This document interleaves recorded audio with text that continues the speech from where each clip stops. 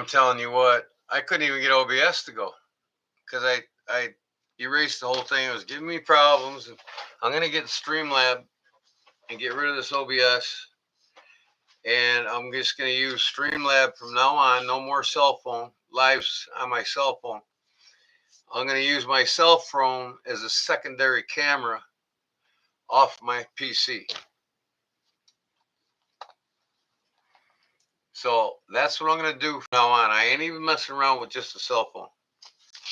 I won't have any problems with memory storage or none of that shit with my cell phone, because this PC is a gaming PC, and I ain't even touched 1/10 of the storage on it. And like that one fellow said, I'm going to hardwire this right to my modem so there is no lag. I'm going to set this thing up, and I'm going to get it right. So I'm not going to continue to go through this, man. It's just BS. Well, at least my phone's charging now. Need a drink. I got to make some cigarettes.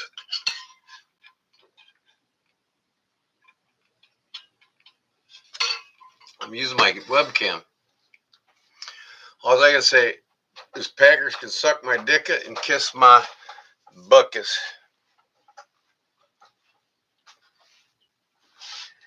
By the way, here's my knife. It's done. If you haven't seen it yet, I wet molded the sheath to the knife.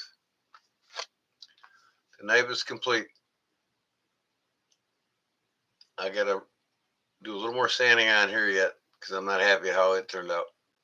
But look at that ironwood, man. Isn't that beautiful? I got the Western saddle weave on the end of the lanyard. Just beautiful wood, man.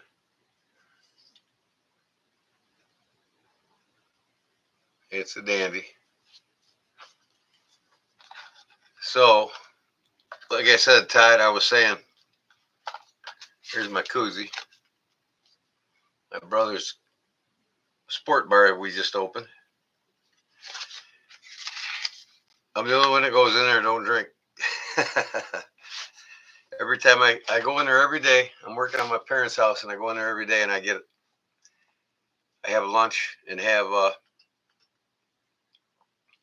one Diet Dr. Pepper, and I get the Diet Dr. Pepper free every day.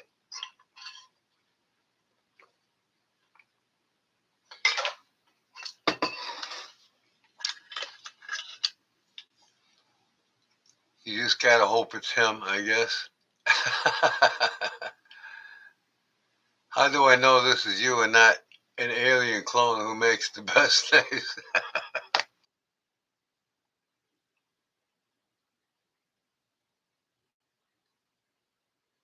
I had to reconnect. I'm telling you what, man. I lost my camera. If I lose it again, I'll just reconnect again. What up, Jim? I just don't know about technology, man. I mean, why do they gotta make things so gosh darn pathetic? I mean, it's like nowadays you got to be a rocket scientist to work with this shit, man. So, like I said in the beginning, I'm going to do like that one fellow said. I'm going to hardwire my monitor to my router, and then I'm going to use StreamYard. Yeah, StreamYard. I never had any problems with it. I'm getting rid of OBS entirely, and then I'm going to use my cell phone as a secondary camera. So I don't have to worry about the storage space of my cell phone. It's causing me to buffer and lose picture. I had to moderate myself, and I got a feeling I'm gonna have to do it again, man. So, anyways, as far as Paul, your hatchet, I'm gonna finish that up tomorrow night. You know, I'm about had enough, because I know this camera's gonna cut again, and then I'm gonna have to restart stream again. I just know it is. my video cam is generic and it doesn't like my YouTube for some reason. Yeah, I mean, when I go through my hard drive on my PC, Jim, it's perfect, you know? And it is because I have so much. I probably have over 5,000 pictures in my cell phone.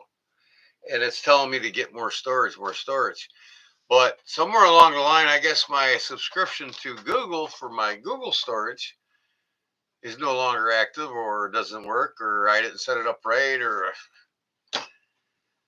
they're supposed to load all my pictures onto them so I can take them off. And they never told me when to take them off or if I can. And I'm not going to until I can. So long story short, hardwire to my modem, StreamYard, and I'm going to use my cell phones as a secondary camera so I can go back and forth.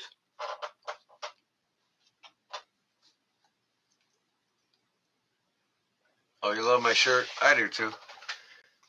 Packers are going to get their ass kicked both games by us this year. And I can't wait. At least Packers won't be the last place team. You know who's actually going to be the last place team this year?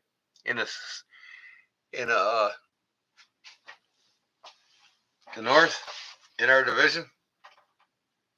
You wouldn't think Minnesota, but they're going to be in fourth place. Green Bay is going to be third. Detroit's going to be number 2, and we're going to be number 1. It's all going to unfold.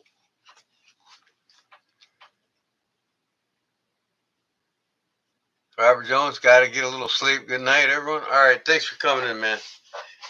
And I really appreciate everybody here tonight. And I try to make this the best stream in the best live stream in all of the knife community. And I think I'm doing a pretty good job. Sometimes you want your channel to grow a little faster than it already is. But I think in a year and 4 months that I've been doing this, 3,000 subs are acceptable. Well, thanks, Derek. Appreciate it. I'm trying to make it that way and only get better. I got lots of other things, like I said, I want to do live. So I got to get my shit together and get the good gear and equipment and read up on it and know what I'm doing. And, you know, I don't have no problems going live when I'm outside, just inside of a building. I think, what is it? I might go live again Friday. Who knows? Or for a little bit Saturday before Sunday Funday. I want to do another bonfire since it's getting in the low 60s now. Do a bonfire live again.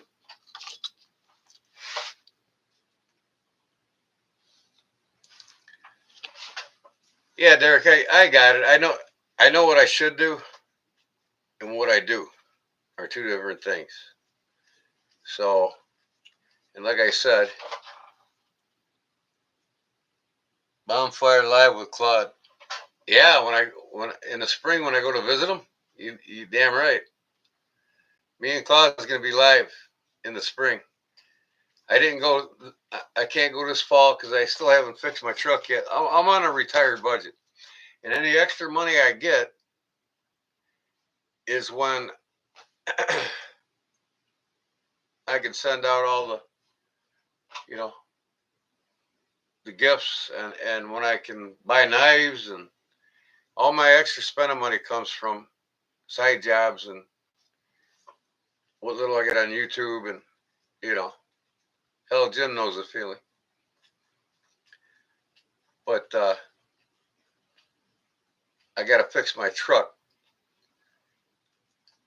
Number 6 piston. I'm really pissed off at my dealership. I didn't have no problems till I got home from North Carolina the 4th of July last year. Not this 4th of July, last 4th of July, but the year before. That's when I was at Claude's. And I only had like 300 subs then. Now I got 3,000. So I was live a few times at Claude's house while I was there. Yep, Mick, we're back. or you can also create an account with Shutterfly and store your photos there. Yeah, right. With my phone, I'm just gonna do away with Google and get something like that, Shutterfly. In fact, I'll write that down. Shutterfly.com.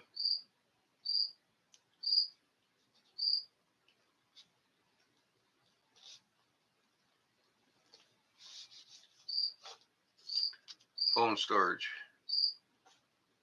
But like I said, I'm gonna do away with OBS.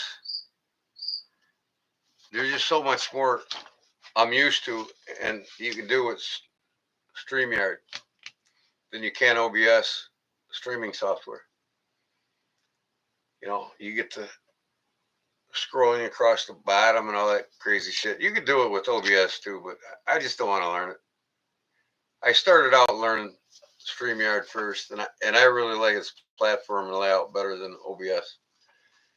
And I'm going to hardwire it to my modem, and I'm going to use my phone as a secondary camera from on Wi-Fi from my hard drive on my PC.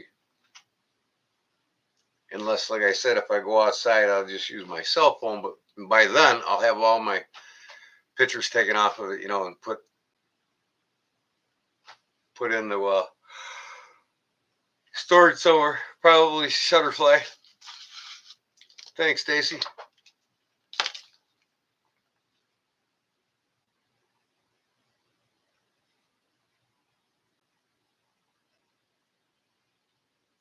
Oh yeah, your Facebook. Yeah. Well, I'm on Facebook probably once or twice a day. You know, I got two accounts of Facebook. One's Gordon G-Man Holman, and then the other's G-Man Holman. I got two pages. And I got two because the first one, Gordon G-Man Holman, was my professional fishing page, and I had 5,000 subscribers. And probably 1,000 of them were only the ones I really knew. The rest were anglers all around the country and whatnot. So I had to make a personal page, which is G-Man Holman. And I switched back and forth on them. But it's a good idea probably for me to load them pictures too on there in Shutterfly. But other than that, I do a lot of business on Facebook, you know, with my side jobs. Everybody that knows me, you know, and that's where you see me when I post a lot of my work I do on the side. I post it every time I do it on Facebook because it stays in the Facebooker's conscience mind. And then they say, hey, you know somebody can do this? Yep, I got the guy for you. And then they just tag me in it, and I get a lot of work. So I can't go off of Facebook.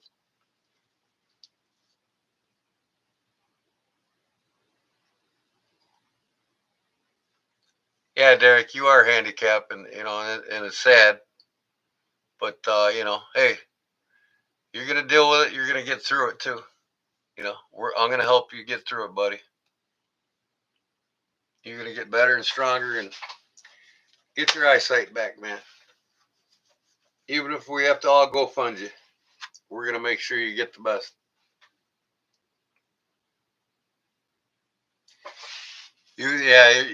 I was in Facebook jail all the time too, man. I swear to God, I was. Well, honey, and that's why I had two Facebook pages. You know, because the one's a total different email and a total different PC that I have it on. So if I went on Facebook jail on my main page, which is the professional angler one with all the people, you know, I was too opinionated about politics back then, and now I don't even talk politics on Facebook. You can't because people just don't understand what reality is in Washington. And I love knives, so here I am.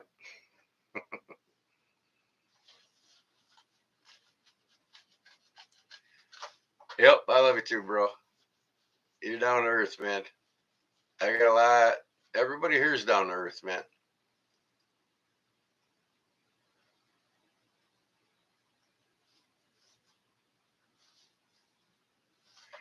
I am handicapped because you lack knives.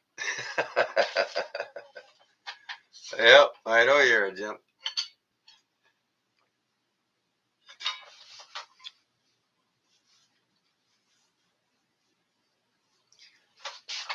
Is Illinois any better than Washington? No, they're both too big to sustain themselves.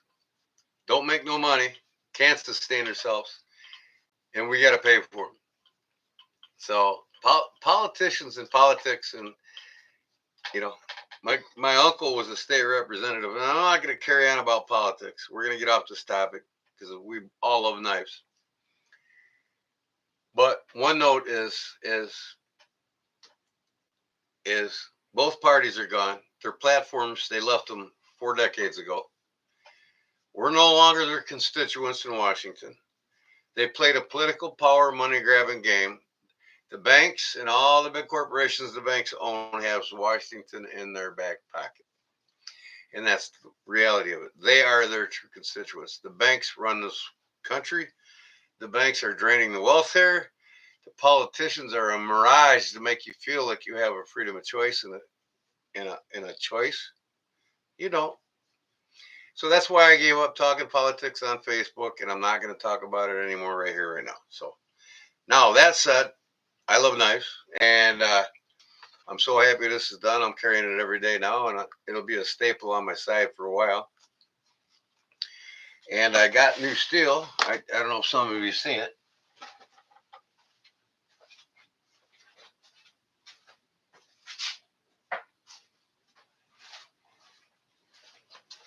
I got this new bad boy.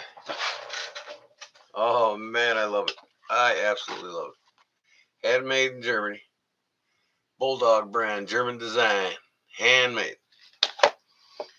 Where quality comes first.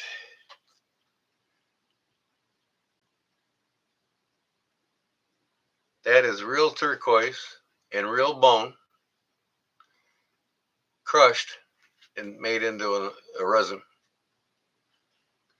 It's custom done by the fellow that's on the blade here. Prater Customs. He does a lot of customs for buck. He does a lot of customs for case knives. I'm sure you've all probably seen them. Limited edition Bulldog brand, brand new. And I paid half price for it with my connection.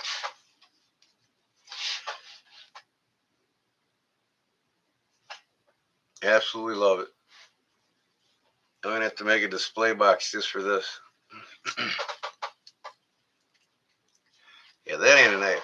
This is a knife. he pins he pins that knife in the wall next to that kid's head.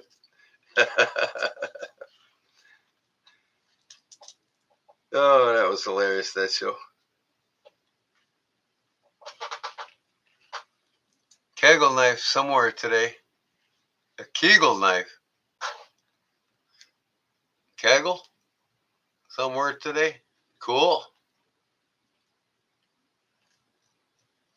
I do my Kegel exercises.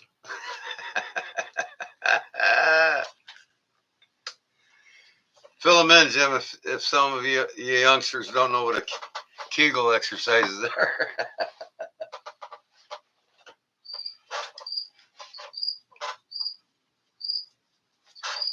Ever have you spell it? No. Crocodile Dundee. Oh, you darn right, reserves are important. Makes a man be a man.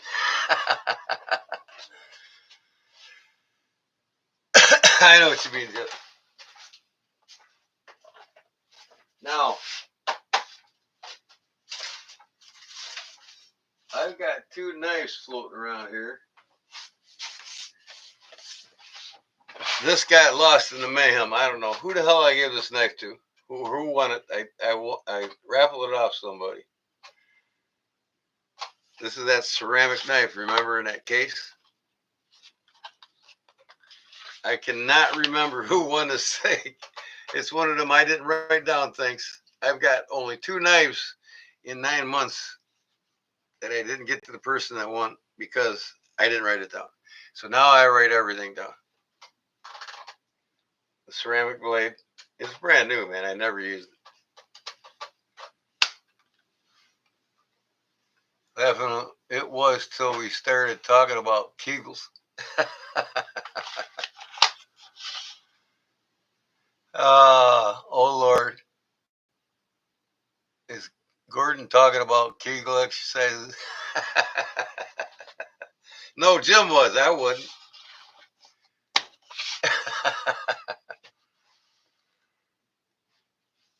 Derek has no idea what I'm talking about. You know when you clench them butt cheeks? Shut up, man. Shut up, Jim.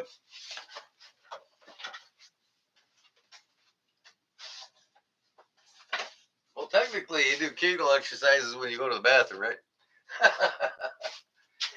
It's called pinch and elope. Pardon me, I'm not right. God help me. Oh, God help me, please. All right. The problem is I got to make a couple cigarettes, and I'll be right back.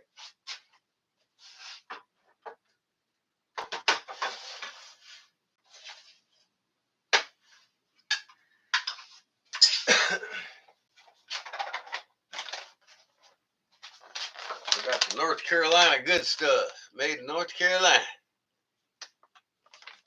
$17 now. It used to be $14.50, but there's a whole case there. $14.50 a carton. I get 200 tubes for $7. This for 17, and a carton costs $10 a pack. That's what, $200.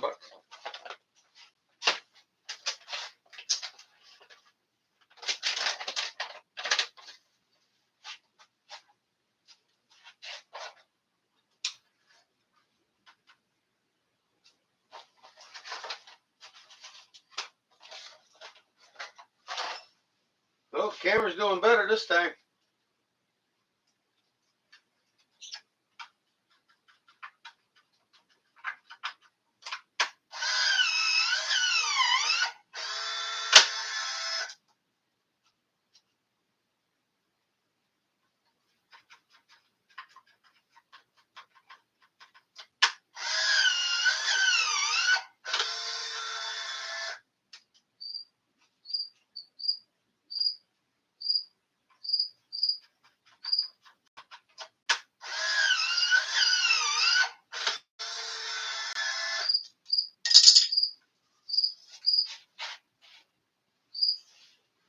I told the wife if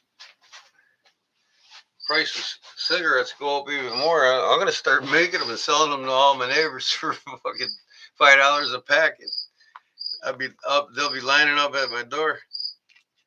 They got a machine you put a whole bag in of tobacco. All you do is put the tube on it. It packs it and everything. Put the tube on it, push the button. Put another tube on it, push the button. I can make 1,000 cigarettes in about 30 minutes.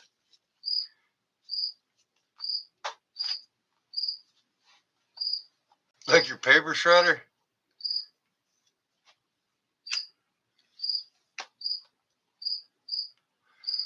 Paul knows, always be yourself, Gordon. We love you the way you are. All right, thanks, buddy.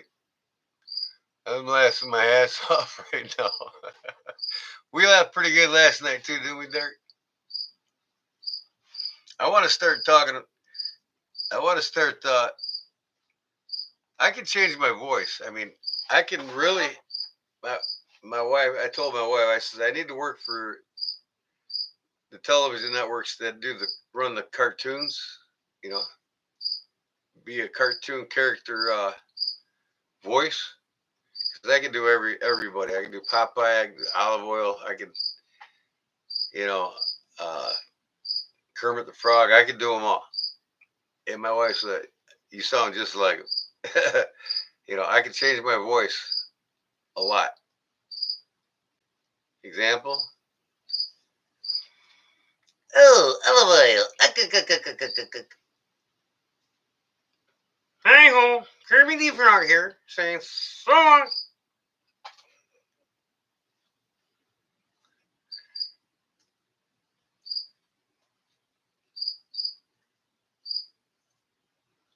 Yeah, you can do a good Kermit the Frog. I haven't practiced them in a while, but I know I can do it.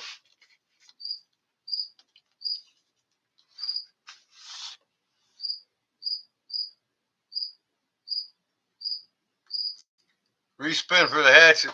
Yeah, Vic. How about you buy one on me instead?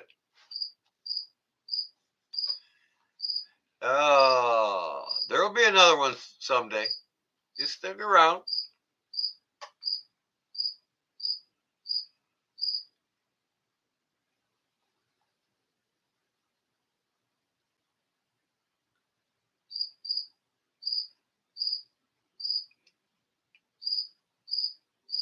The father of the fixed blade. It isn't Randall. You get me back on that Kegel thing, ain't you? William Kegel. What'd you say, Jim? You came across one?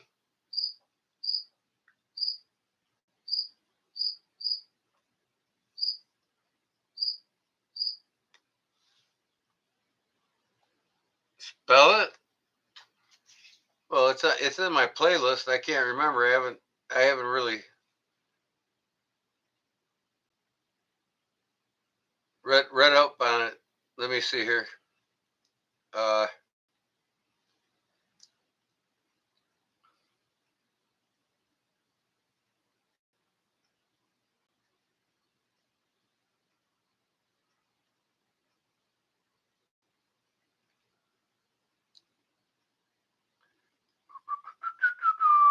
my playlist. Have you guys been checking out my playlist lately? I got a whole new playlist. It's called Barlow's Only, and I have like 7 videos on there now. So I'm trying to make my playlist a place where you can go to learn things without searching all over YouTube. So I got Barlow's Only, DIY home improvements that I'm doing, G-Man's cooking that I'm doing, new knife companies, custom watch mods I'm doing, and makers that I follow. But now one of them here is World of Knife Makers. Okay, there's 10 videos in there,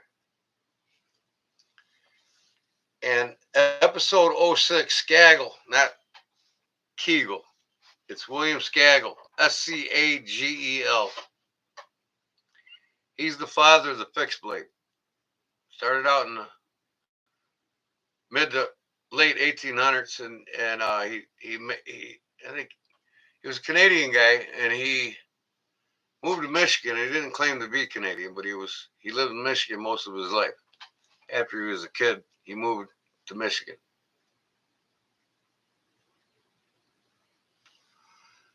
So Skagel, I got it in my playlist. I have Mark of the Make, and these fellows have a podcast, and they talk about all the famous knife makers, all of them. So from my playlist, you go to Mark of the Make. You can go to their page and subscribe to it and learn a lot of history about. I mean, these podcasts are like an hour and 45 minutes, 2 hours long. I mean, but they sit there, and, 3 guys, they sit down and they talk about Skagel, his whole life story. And then they sit down and talk about how Skagel was the protege or the teacher of Randall and how Randall started because of Skagel.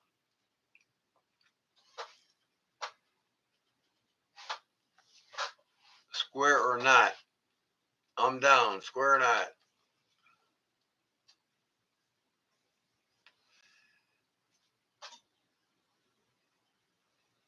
Well, I'm going to tell you something. I'm gonna try real hard this coming. My New Year's resolution's already been made, and I'm gonna have my Sow Buster pocket drop. I'm going all out on it, and I'm gonna make Atlanta Blade Show next year with it. I don't care what it costs for a table. You all will see me there next year. That's right, Brown Sugar. You're gonna see the G-Man there. I'll have lots of shirts for sale. lots of hats, and I want to do shirts with neon colors. I want my shirts to stick out in the whole crowd.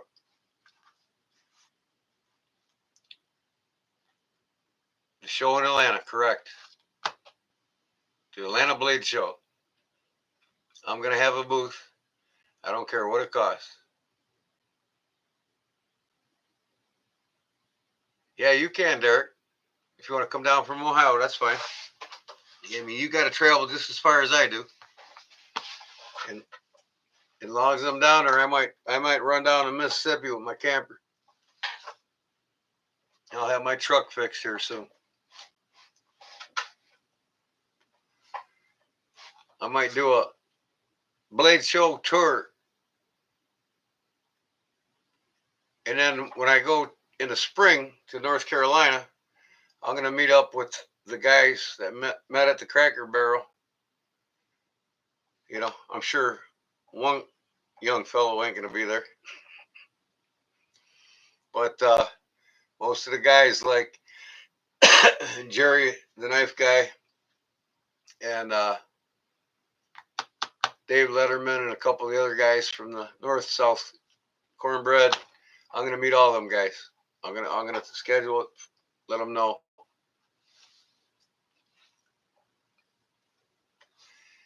Maybe if we're lucky, we can get Claude to show up. But if Claude don't show up and can't, because you know he's really not down for traveling at all because of his health conditions. But and that's totally understandable. But the good thing is when I go there in the spring, you're all gonna see us both live. We're gonna do a bonfire in his backyard and talk about knives and fishing lures and professional anglers and our life stories, fishing the professional circuits, and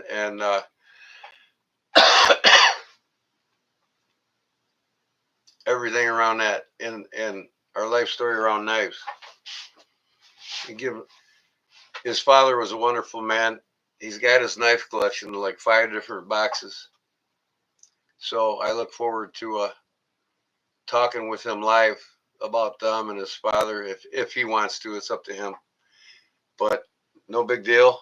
Y'all get to see him and I live this spring.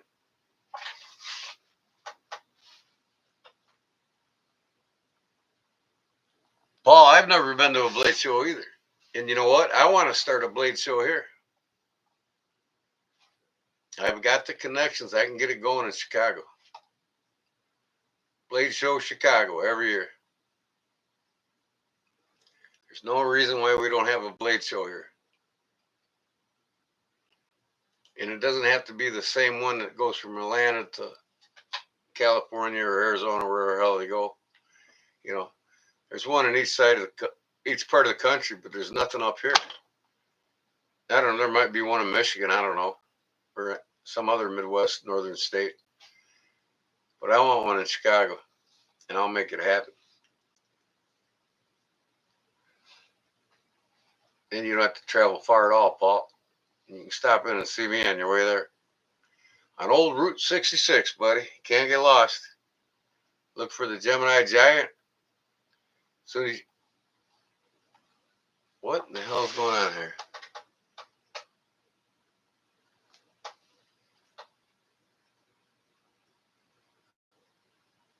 Okay, I got this pop-up now. I don't know what the hell it's all about, but yep, get your kicks on Route 66. Illinois Route 53 is the original route of Route 66 coming through my hometown of Wilmington. We have this Gemini Giant that's been in the National Enquirer twice. It's a national monument in the United States since 1965 when they put it up, the year I was born. And you can stop and get your picture standing underneath Gemini Giant's legs. And I'm going to go live and show you. I'll show you the Gemini Giant and all the historic spots around me on Route 66. We got several cafes here that's been open since they started 66. Oh yeah, Blade Show is big. It's not as big as the RV and boat show that's every year. The RV and boat show is the biggest vending venue in the world, in Chicago, at the McCormick Place. I mean, there's like 2.5 million square feet of nothing but boats, professional anglers, fishing and hunting expeditions, even knives, and campers and RVs, like you wouldn't believe. Like, it might be over 3 million square feet. It's so big, they got a parking block underneath it that goes down 5 levels. And I think each level holds like 500 and some, no, 1,000 cars or something like that. I got lost in it one day. I had to use my GPS tracker to find my vehicle. What's half the size? Bledsoe is probably half the size of the McCormick Place RV and boat show.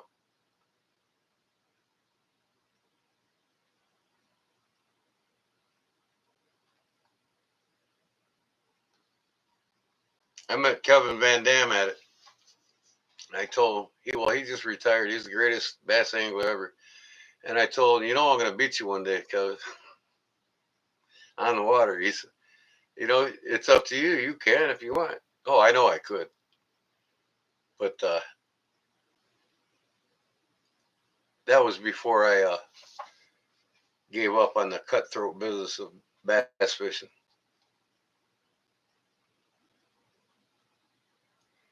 So I talked to Derek about bass fishing the other day. How'd I do, Derek? Did you learn anything from me, Derek?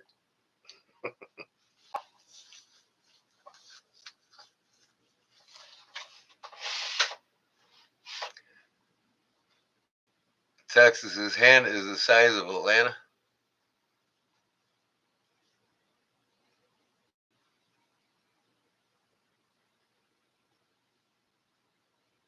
A lot of people, but it still didn't look crowded.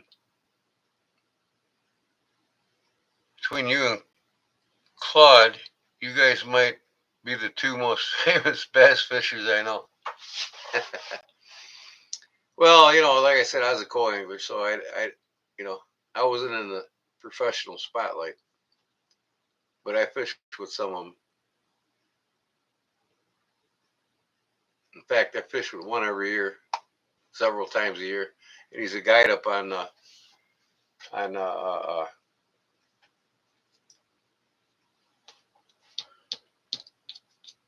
man, why am I brain farting? Not Lake Michigan, north of it, Lake St. Clair. We take off out of a dock right next to Henry Ford's mansion on Lake St. Clair, and that's where Henry Ford's mansion is. I've been to his mansion several times. And did you know Henry Ford never drove to work in his own vehicles? Because the Ford plant that he started was on the Detroit River, which goes into Lake St. Clair. And also next to the Ford plant was Chris Craft Boats, right? One of the most famous boats of all time. You see Kid Rock driving one in the All Summer Long video. You know what I mean? So Henry Ford had a Chris Craft boat collection, and he had a dock that went under his mansion. He literally drove from underneath his mansion out the lagoon that he built into Lake St. Clair, 5 miles up the lake into the Detroit River, and went to work every day on the boat until the winter. In the wintertime, he had chauffeurs. He hardly ever drove his own cars, but he did drive his cars. You watched the documentary on him? That's what I said. Yes, Derek. Every day when the lake wasn't frozen, he drove a Chris Craft to work. His favorite was a Chris Craft runabout. That's my favorite. I could have picked one up for $300 or $3,000 on the trailer, original teak and mahogany frame, everything, with the straight 8 cylinder in it. And you can buy them new now. This Chris Craft started making them again, but A new basic one will cost you 85,000, and that's the runabout, which is one of the cheapest models they got. Now, but for years they switched to the Merc. Now they're back with the original factory, using the same old machines. They got them running, but they updated everything, computerized it all, and they're making the straight inline 8 for it, like they did in the beginning. You can buy an original straight inline 8 Chris Craft runabout for 85,000. And I seen one in the marketplace for like 3,500 or something like that. It was a fixer up. I had a lot of work, but all the wood I could replace myself. It was, and I can build boats, so I can rebuild the whole boat from the ground up if I had to. All I had to have is, the skeletonized part of the boat.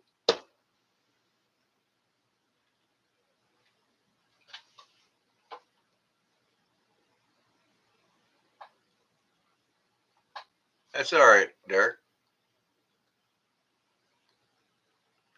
Was I ever on ESPN? No.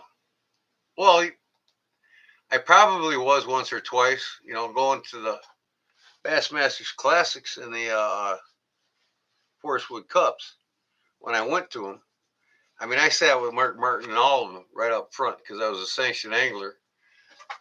And all sanctioned anglers in the FLW or the BAS had front, the front 14 rows at all the major events. So, and actually, when Mark Martin won the Forest Wood Cup in 2011 in Hot Springs, Arkansas, I was sitting right next to Jimmy Houston behind Roland Martin, his father. And when he raffled off a boat. And I had like 4 chances in that raffle. And I'm standing with my elbow on a gun looking at Mark Martin saying, "Hey, pull my number, damn." He's laughing at me. But yeah, I've met them all and they all know me. They know my crankbaits. I got them out there to both the FLW and the BASS. Especially when I hit the In Fisherman magazine and Bassin magazines with my work.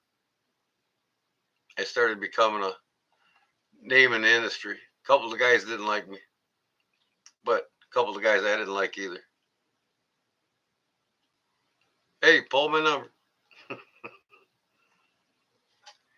Where'd Big Jim do? He just fall asleep or what? Paul Mill's still here. He hasn't talked either. I guess I'm doing all the talking. I don't know. But yeah, I will have your hatchet out Friday with everybody. I got 7 or 8 things going out. I got them sitting here on the table. Everything's listed, and I get paid for my folks tomorrow night. It'll be done, and I got nothing but shop time. And I want to get Paul Mills's blades out this weekend too. Now that I got that side job done, I'm not going to take out another one for a good month. I want to get caught up here in the shop, get my plans going here, and be on schedule. I spent all day cleaning this place, and I still got a little bit more to do over here. He was called a square. You're still here. Okay, that's cool. I grew up in New York, but we had a little cabana in the Hamptons on Long Island, and we grew up fishing off the beach. I love those days. Oh yeah, I love. I know what you're talking about, Mick, because I spent a lot of time in Lake Michigan in the tributaries fishing when I was younger, and now I look forward just once or twice a year to go up there. The only thing that keeps me from going there all the time is the south side of Chicago is where all the good, where the good fishing is in the tributaries that go into the lake. And I had a membership to one of the marinas on the south side, and it's bad neighborhoods, but it's all locked up, so you don't have to worry about nobody ripping off anything in your vehicles or hurting your vehicles. I let it expire, so I haven't done it in a while. But and then I look forward to going fishing with Art Ferguson, FLW, 4-time Forest Wood Cup qualifier and 5-time BASS Pro qualifier. I fish with him every year on Lake St. Clair. We catch about 80 to 90 4-pound plus smallmouth a day together. I mean, we'll boat almost 200 fish in 8 hours. He's got if you all want to get some lures from him, he's got a business called Provider Baits and Tackle. Provider Baits. You can look it up, Art Ferguson, and he's got a guide service if you want to go catch 50, 60 smallmouths in a day with him, 4 pounds plus. Look him up, Art Ferguson. You'll see me and him together in a couple of my videos in my playlist in my fishing adventures.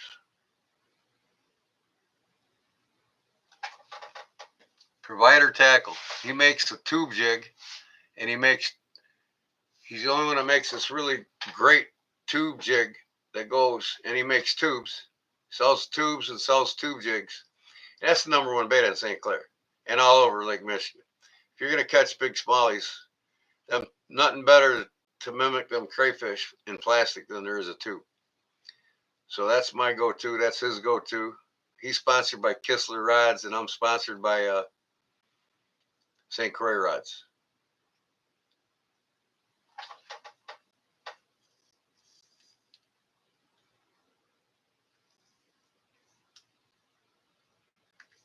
What do you say, Derek?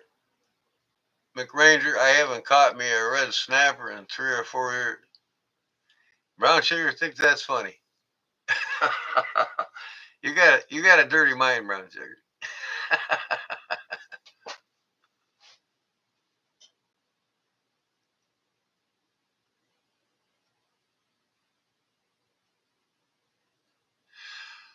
Oh.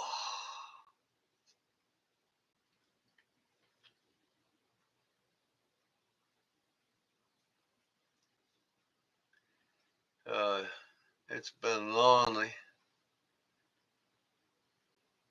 Stacy Bolster Blades, don't we all? Oh, I'm glad my camera hasn't cut out on me. If I touch the thing, it'll cut out on me. I literally touched the thing going into the PC right here and get my camera base away from it. Why is my phone charging so slow? I don't get it.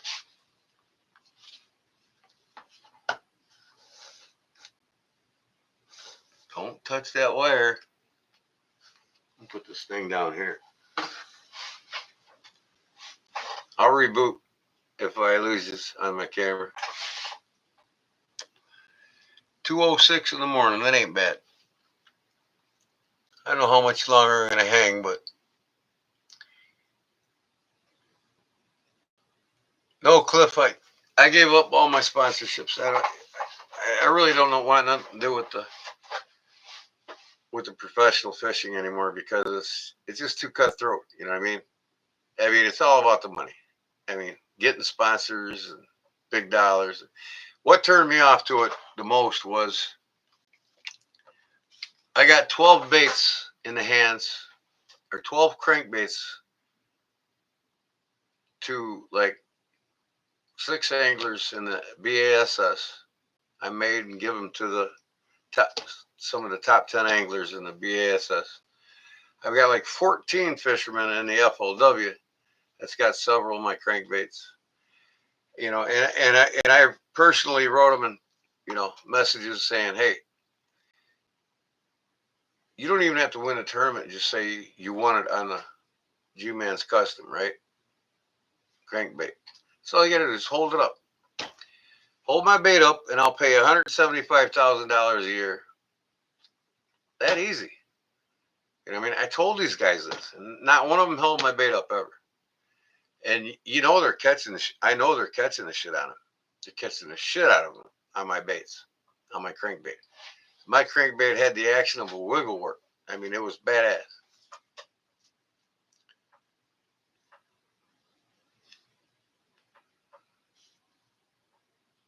I think this live stream went from PG-13 to NC-13. Don't tell Brown Sugar too much. I don't want her to laugh at me. No, I won't. She better go, and so should you, Stacy, because I'm going to be there with my booth, and I would love to have you guys work there for me. I'm getting it all together. I'm getting the finances together for it. I'm buying all the materials. I'm starting a dozen blades tomorrow. By the time it comes next year, I'll have 100 knives to sell. And if I sell out, they'll be on a waiting list.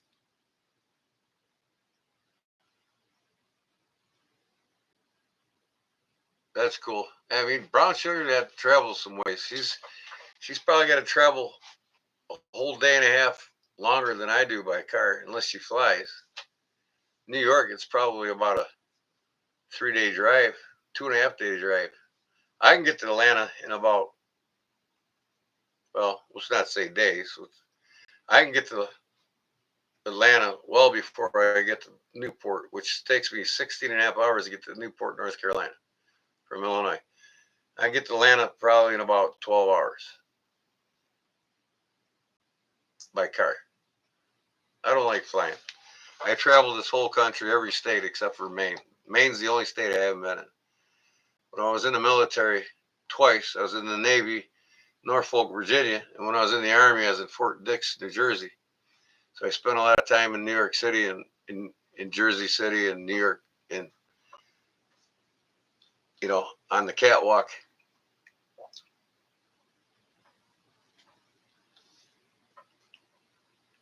Oh, I love driving. I got to take my camper. If it's a 17-hour drive, 6 hours, stop at the park, turn on the Jenny, run the camper, take off in the morning, go to another beautiful park. I got to see the world. I don't want to see a bunch of nobodies I don't know on an airplane for 2 to 3, 4 hours. I don't. And plus, if I don't have a parachute with me, I flew twice my whole life.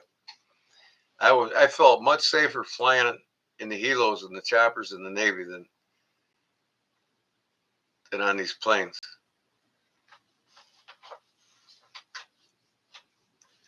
Looking at a house rent, there's some with 4-bedroom.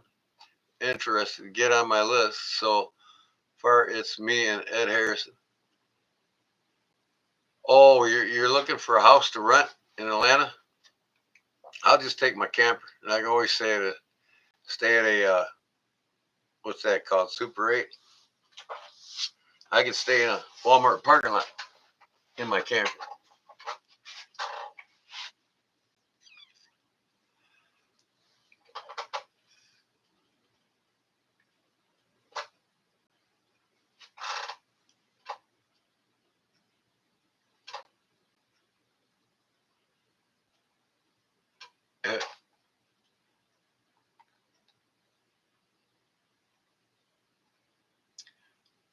Yeah, I hear you, Stacy. I wasn't on camper till I got this deal on this one. I mean, it's a 2019 camper, and the fellow only used it 2 times, and it's a $23,000 camper, and he only wanted $9,000 for it, so I had to jump on it. I didn't really plan on getting a camper, but man, for that price, brand new, I jumped on it.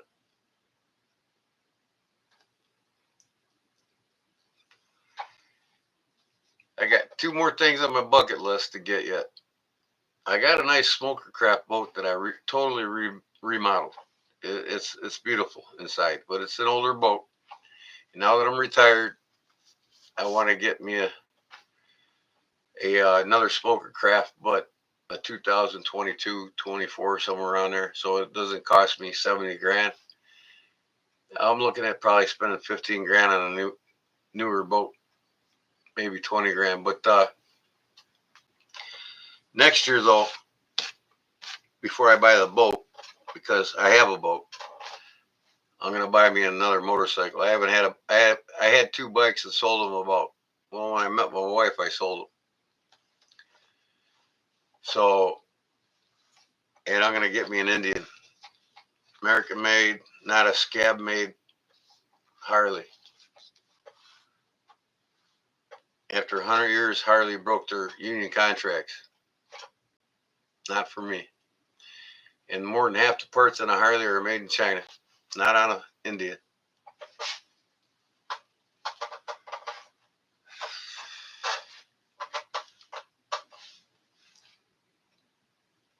That's why a lot of the old school Harley guys like the old panhead motors and custom frames and choppers.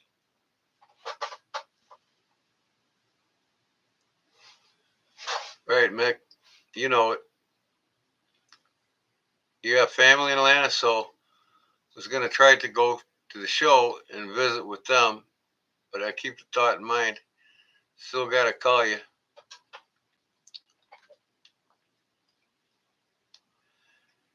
Lots of August birthdays. I was born in December on Slap a Jab Day. You know what day that is?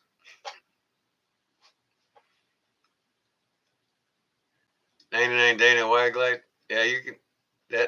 That's before they broke the contracts. That's an acceptable bike there. That you can't ride because you're blind. Oh, maybe I'll come down there and take it off your hands, or come over there.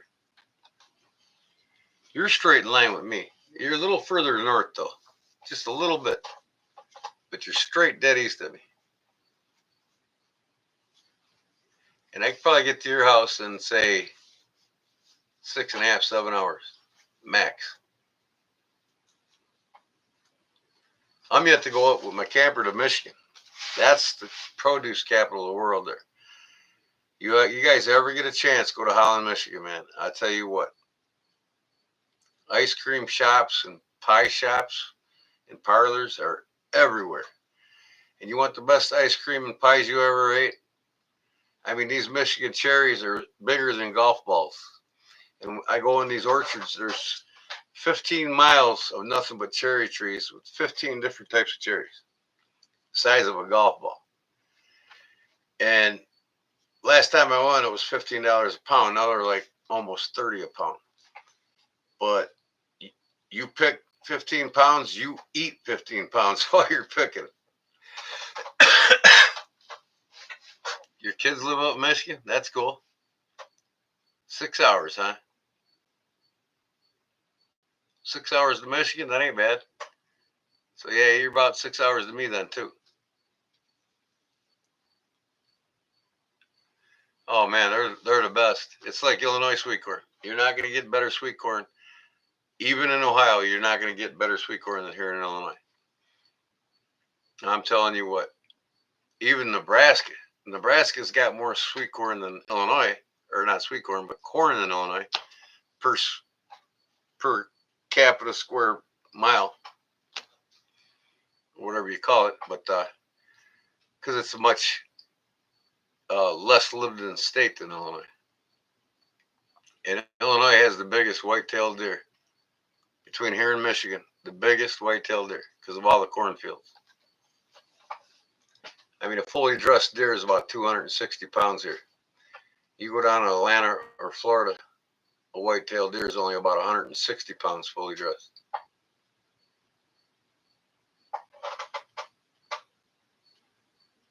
Three feet in front of me, any farther than that, I can't see you smiling or pissed off.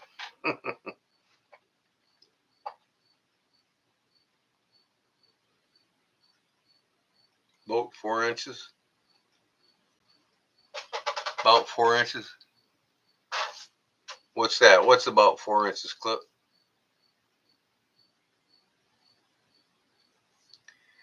But I want to send Big Jim some sweet corn in the mail, right on the cob. Doesn't go bad. He'll get it. He'll eat it, and he'll be like, "Oh my god!" He'll be fighting Kevin Stubbs over it. Oh, Kevin Stubbs probably throw him in jail. Deep South cutlery. I told Kevin Stubbs, I said, I'm coming after you. I'm coming after you. We're gonna cook off. I'm an old rebel.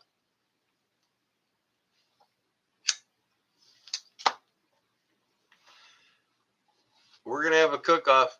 Never mind what, Cliff. What's going on? What's about 4 inches?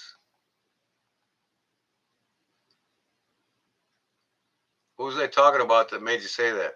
Was it me or somebody else?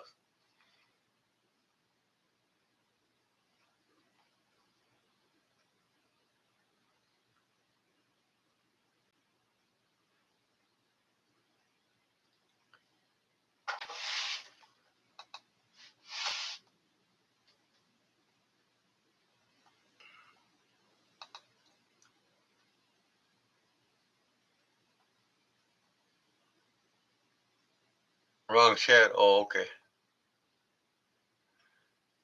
Oh, crazy thing is out here, Arizona, we get some huge, amazing cherries. I gotta see where they come from. They probably come from Michigan. I mean, Michigan transports apples and cherries and peaches all over the country. Now, Illinois gets the supermarkets. All the tomatoes are from Mexico, and they're garbage. That's why I grow my own.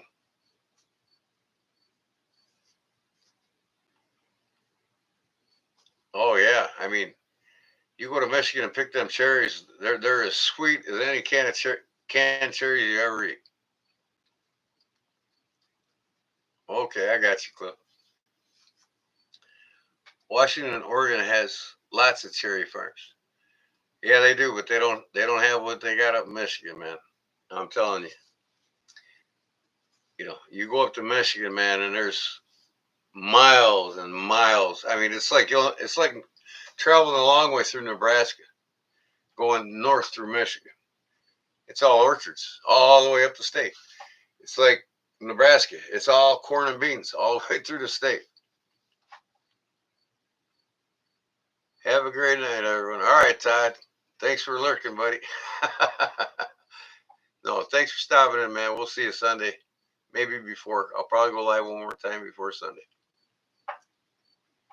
Between one more time going live before Sunday and tonight's live, I should have 3,000K or 3K subs.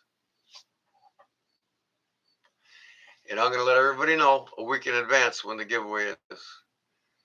It'll be posted.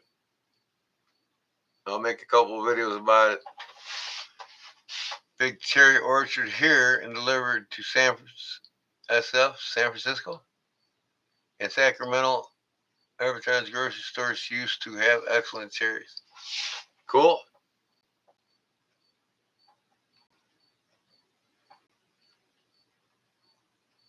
I mean, if the pH balance is perfect in Arizona as it is in Michigan, I can see them having great cherries there. Well, what do they got? They got great oranges there, right? It's time for me to sleep. Thanks for the great fun live. You bet, Mick. Thanks for coming in, man. Like I said, you all are going to make it happen to make this the greatest live stream in the knife industry because you're such great people. I want to keep it that way. Nobody fighting, nobody arguing, nobody, you know.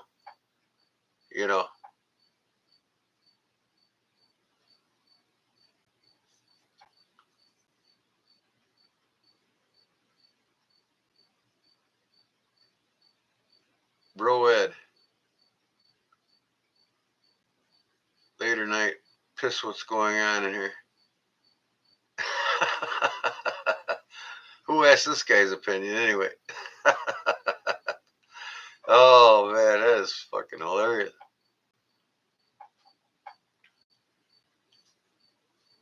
The guy probably lost his bib. Oh no, not his bib. His pacifier. He lost his pacifier, so he's in a bad mood.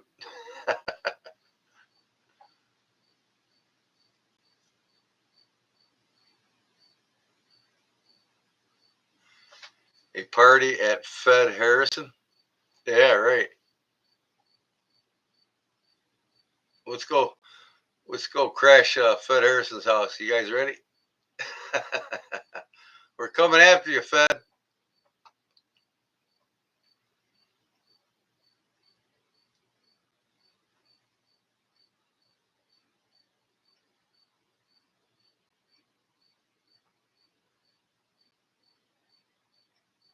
Oh, man, you hit him. Must have pushed the button on accident when you dropped the phone on Todd. Shit happens, man. Come on. We're going to come to your house and crash it.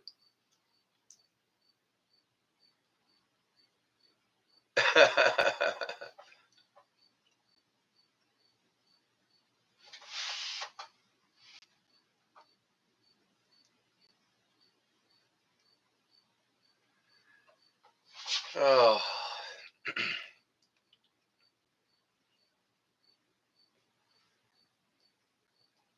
Time for sleep. Me as well. All right. Good night, Todd. That's what Todd said, not me. Thanks for stopping in, brother. Appreciate every bit of it.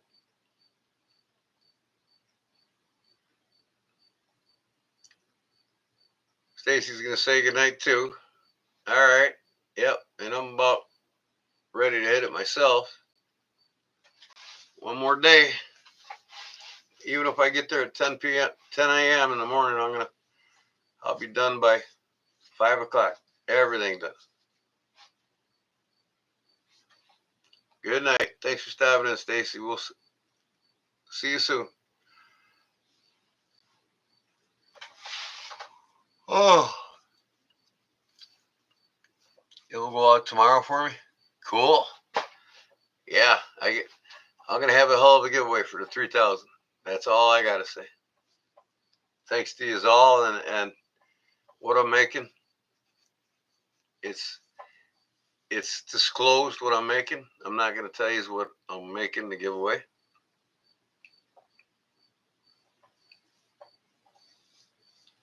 But it is a custom knife, I'll tell you that. Or two.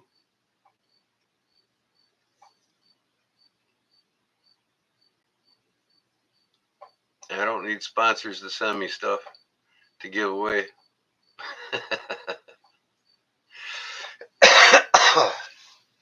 My channel will probably grow smaller than the modern geek industry, but it is what it is, and I'll get there.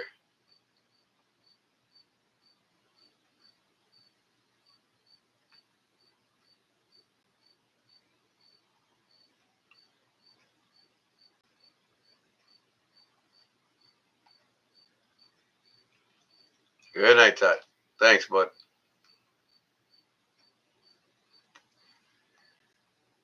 Paul, what'd Paul say? Oh, night, Stacy. Okay. Night, Todd. Night, Paul. Brown Sugar's still here with us.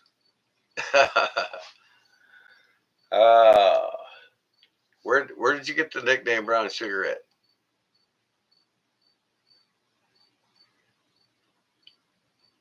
Did your ex-husband or ex-boyfriend or childhood friends at school?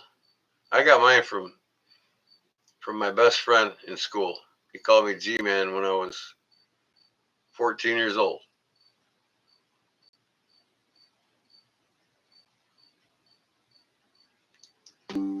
Wait a second. I never gave you, Paul, my address for you to send that knife for the giveaway. You don't have my address, Paul?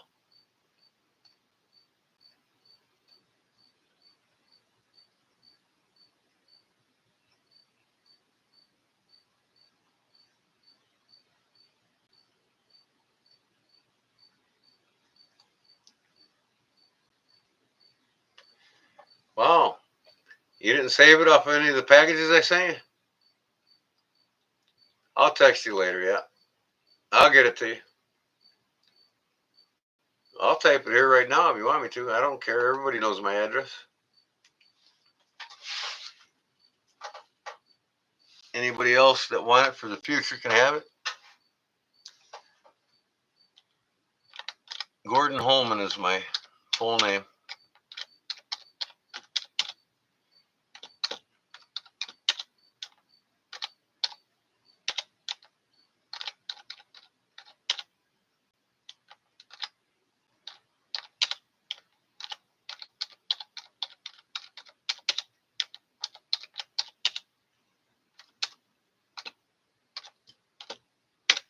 There you go. Stacy wrote it faster than I could. Thanks, Stacy. Yep. There you go, Paul. Thanks, man. It's gonna be a good one, man. I can't wait. It's less than 2 weeks away. So, like I said, I'm gonna schedule it for a whole week. When it happens, it'll probably happen after Sunday night.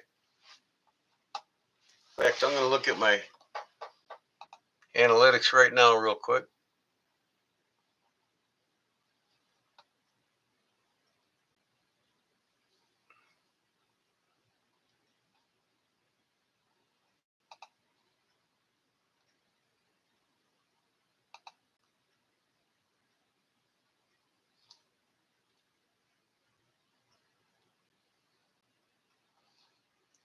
(2,316 views in the last 24 hours. I have, what did I read there? I have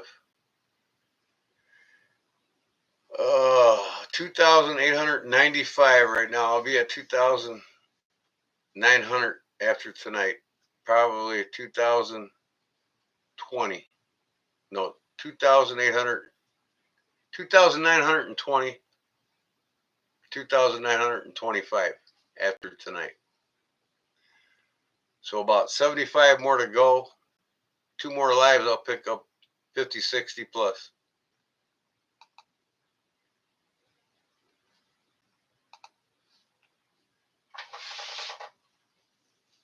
Cool.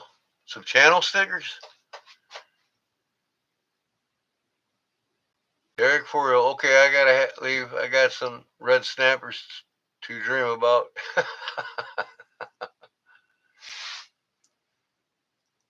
Oh,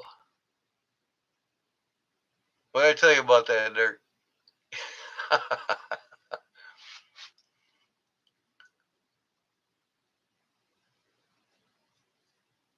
All about me. I see how it is. Oh,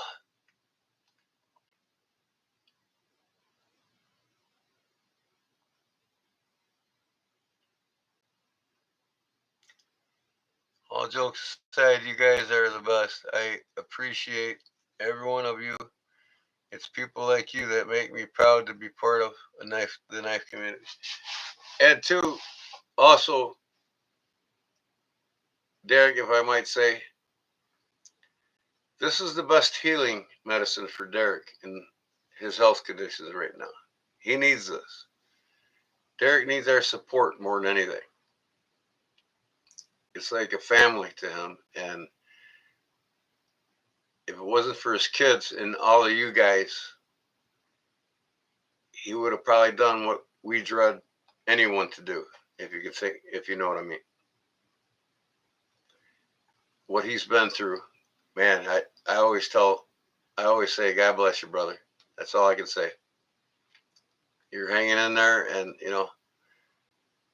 I've handled a lot worse people with PTSD therapy.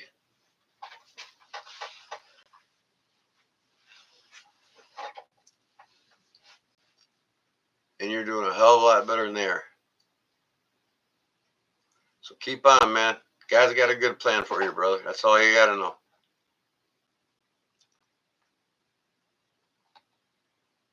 Eat them red meats, man. Stay away from that sugar and them carbohydrates, and things will be looking good for you, brother. Go make that ginger tea right now and eat steak for a week. What better of a diet could you have?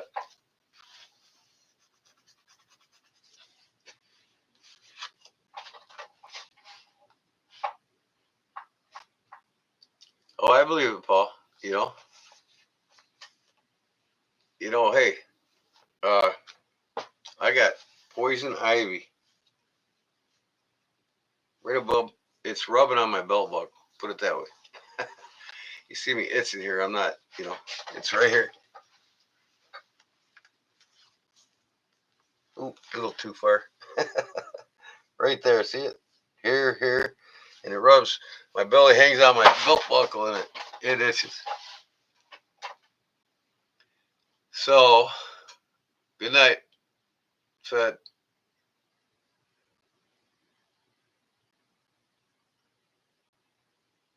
Thanks for coming in. Oh,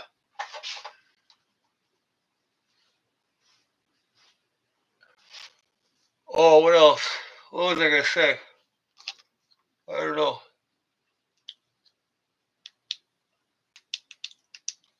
I've got a box over here full of EDC survival gadgets. I want to do. I'm gonna take it out. How was that? I'm gonna take it out when I do a campfire live, and I'm gonna show it all off. I got everything from hanging your bags in a tree away from bears to different various types of wild calls where you can get wild game to come into you in survival situations, and a lot of different things that we use in the military to survive had to be the situation arise. I got a lot of cool things. And here's another thing that's going to be on my mind. Yeah, it's been on my mind. I'm sorry, and I'm gonna. Night all who's going to bed. Sleep well. Just don't dream about brown sugar. Let me do that. No, I'm just kidding. I'm happily married. Let me think. I'm gonna start doing a sequel where I'm gonna be filming a video that's they're gonna be lengthy videos. They're gonna be like 30-minute videos to start out. See how that works, and then I might go to an hour. But it's gonna be a sequel. Well, there will be like 10 videos in the whole sequel. So the one video leads to the next, to the next, to the next, just like you see on Netflix and all them other things, right? And anybody that doesn't really do this is losing out on a lot, because right now Google owns YouTube, and it's the biggest platform in the world on television and in the media platform. It's got more viewers, like 5 times more viewers than Netflix. I mean, it's just crazy. So I'm going to start doing a sequel, and I'm planning it up, how I'm going to do it and what I'm going to do. But one thing I'm going to fill you in on a little early here, so you know what I got coming up, is I'm going to start doing some sort of sequel towards going to the knife source. And I might name it something like that, going to the knife source. So we all know the sod buster is a farmer's hand, and so is a trapper, a farmer's hand blade, and other blades too as well. So I grew up farming with my buddies, my best friends. I can disc field and harvest the crops with the best of them because I grew up next to them. And what do? We take a 12-pack of beer on the John Deere in the cab, heated or air conditioned, whatever it be, and we disc the field or we collect the harvest, right? And cultivate it. So I know all these farmers around me where I grew up at really, really well. I graduated with half of them. And So what I'm saying is I'm gonna go to the farmers. What you got? What you carrying? What's your most preferred knife in farming? And it'll surprise a lot of you. You know, we're all being force fed at the, you know, the trapper versus the side buster. The misconceptions people are getting from the knife community and what they really use. And I'll tell you, a lot of them just use a razor blade. To tell you the truth. So I'm gonna start going.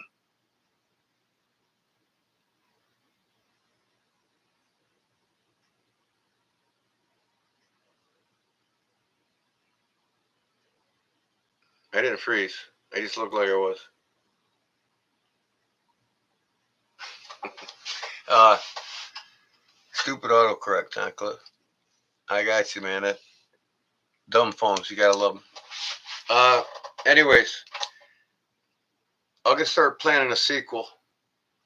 You know, like if I'm going to the source, what does a farmer use? What does a doctor use? You know, and the vets. You know, me being a vet. You know, me having my military ID, I can go on these bases. I want to start recording military. What do you got? What do you use in the field? What are you taking with you in your next assignment? You know, what are you taking with you in your next deployment? What did you use in Desert Storm? I'm gonna start interviewing a lot of people, and then you'll hear me discussing my experiences in the military with them too, with while I'm talking to them.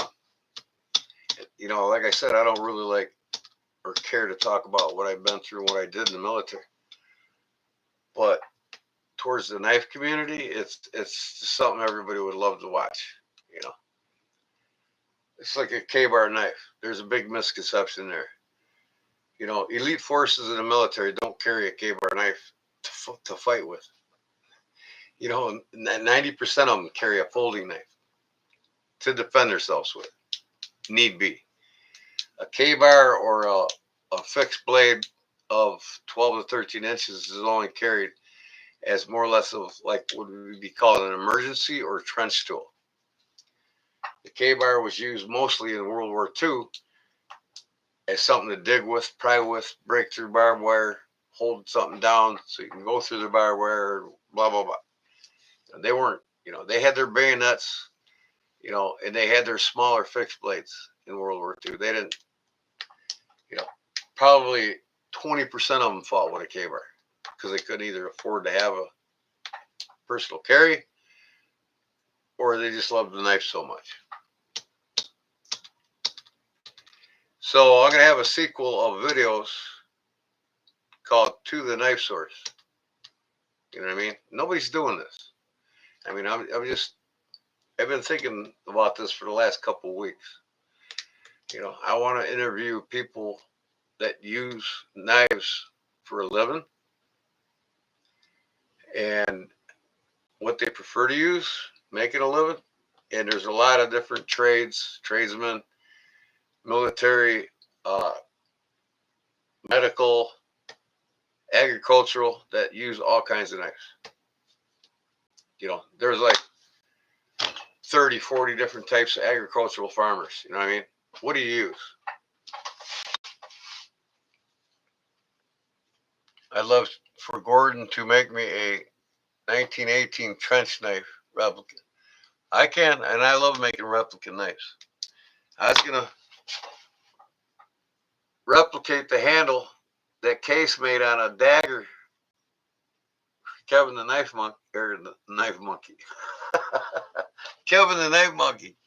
Oh, they go together. Kevin the Knife Doctor. Until he did what he did to me. You know, and I'm not going to talk about him, but you know, it's gone and past. But when I made fishing lures, now I made a lot of the old classic lures that were over 100 years old, like the head and spin minnows that are in the thousands if you buy them. And I told Derek before 4-year-old the other day. You think rare knives are worth a lot of money? Try buying a vintage area specific wigglewort made in either California or near Canada, Northwest United States.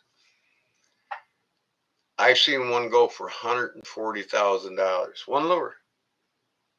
One lure. Plastic lure, if that. And a lot of the wiggleworts go for around 15 to 30 grand a piece. The area specific rare ones. And you all know a feller that's probably watching, and I shouldn't talk about it, but he's one of my best friends, and he has probably one of the biggest wigglewort collections in the country. Don't go rob him though, because he is a retired cop and he will shoot you.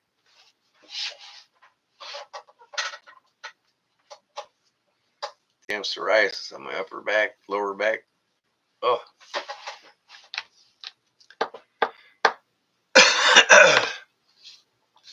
Oh, I couldn't get $10 for my wiggle worm.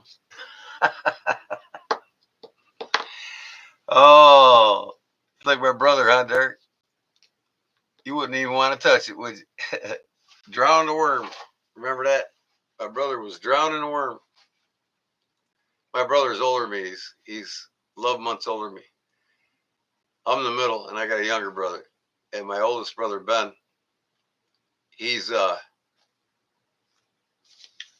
we're Irish twins. He was born in January of 65, and I was born in December of 65. I'm a brother from a different mother. That's right.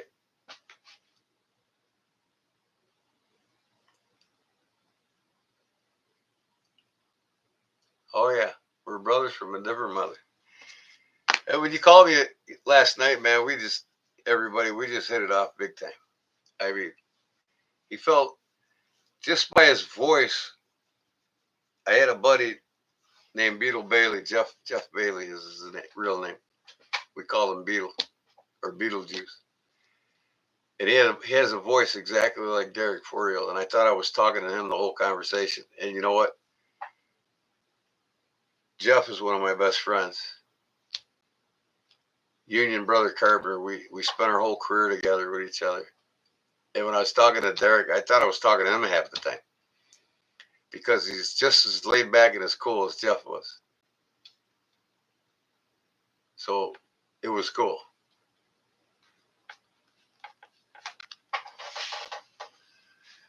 I wish I could afford a knife from the best bladesmiths in the world. The best bladesmith in the world, Kyle Rohrer. He's one of them, yeah. But you know,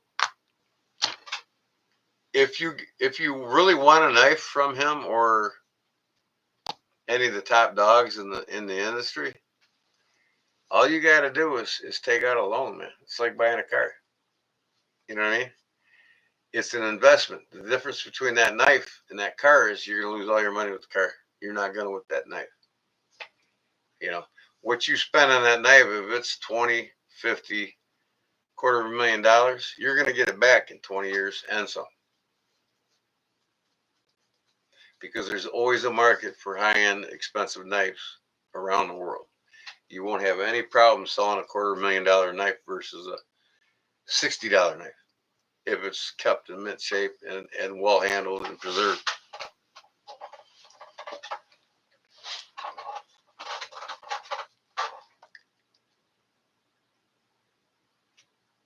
Yep, we get a lot in common, that's for sure.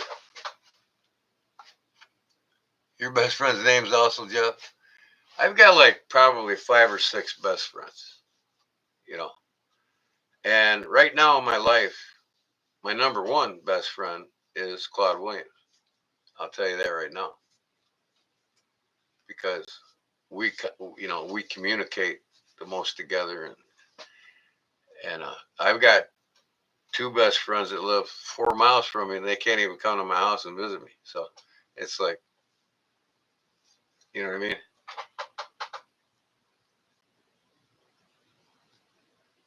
A guy told me that you can go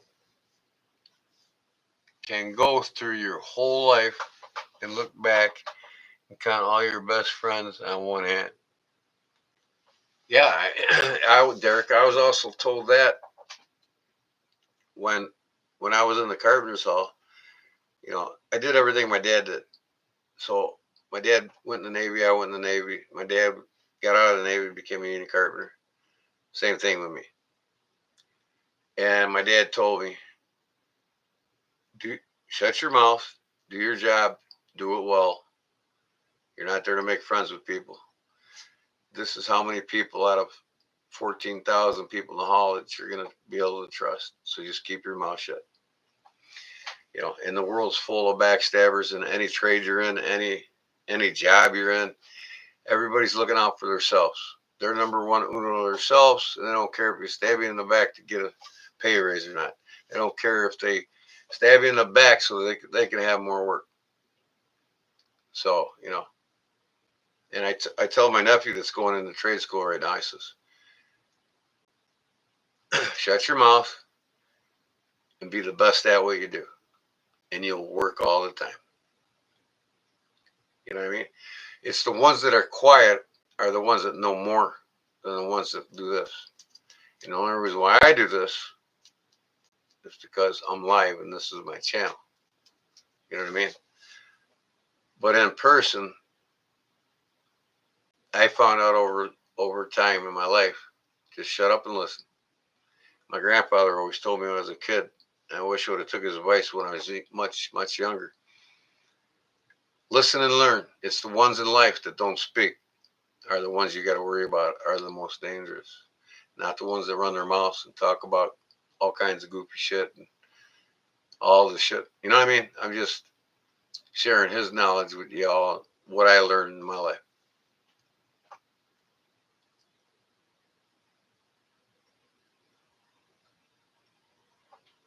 Those are your best friends. Yeah, the ones that are quiet. Yeah, we're so quiet when me and all my 6 best friends get together. We sit at the table at the restaurant to eat, and we text each other.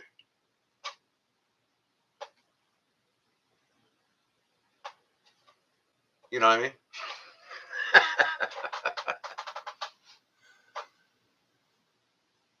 A true friend is worth a million acquaintances. Exactly. And I've like you said, that or less. True friends.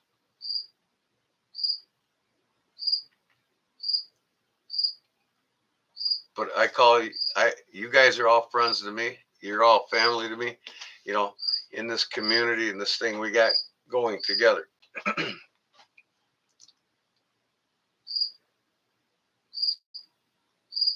And I spend too much time on it, more than I should. My wife's like, you got to get on a schedule. And that's another thing I wanted to say. I'm going to start doing my lives, and they're going to be 3-hour max. 3 hours. That's it. If I started at 8, I'm done by 11. And if I don't, I'm definitely going to have a midnight cutoff. That is it. No more 7, 8 hours. Because, I got so much irons in the pot. I got to get things done. I got to spend less time bullshitting and more time producing. Especially if I want to hit the Blade Show next year.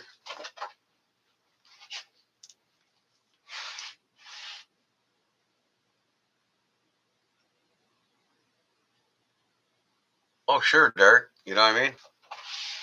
And the reason behind that all, Derek, is because we listen. You know what I mean? Most of the people you see and your acquaintance with every day, they don't share much in common with you. So they're not going to speak to you, as much as you'd want them to.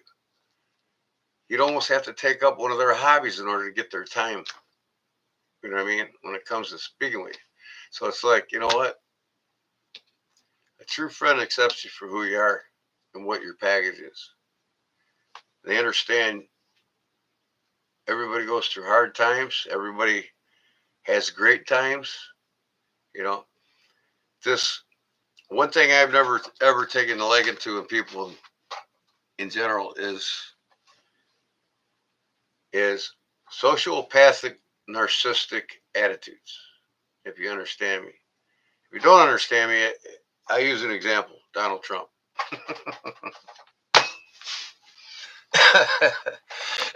But no,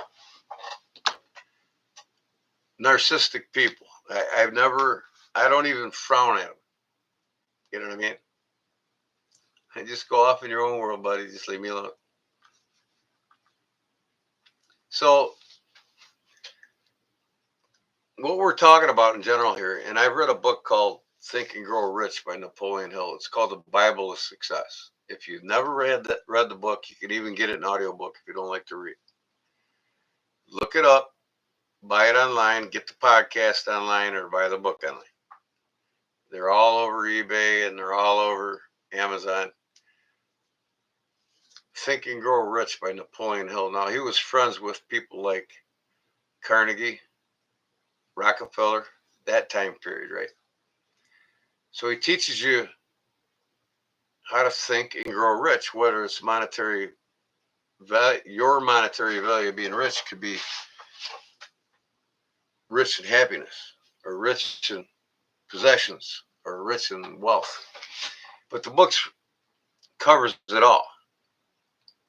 And in it, what we're talking about is in the book Think and Grow Rich, Napoleon Hill talks about how emotions are addicting.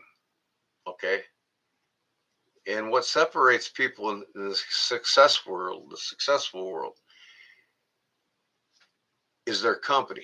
Where you become who you hang with based on emotions. See? So if you want to be a barfly, you're going to be filled in the head with negative bias bullshit. Oh, pour me, pour this, pour that, drink another. Oh, pour me, pour this, drink another. You know what I mean? The same people sitting in the same bar stools every day going to that same bar with nothing that evolves around a positive mental attitude. But people that are already successful in what you're seeking, and now us, it would be the knife community. So if you want to become like me, all you got to do is hang with me. See what I mean? If you want to become like Napoleon Hill or Rockefeller or Donald Trump or any millionaire or billionaire, you hang with them because their emotions are addicting. You start thinking like them and you're showing interest towards what they do is what you want to do. And they're gravitated towards that and helping you get there because you show that interest. So it comes down, this is in the book, Think and Grow Rich. Build your own garage, surround yourself with people as smart as you or smarter. Well, that I never read that book, but that makes sense, So emotions are addicting from Think and Grow Rich.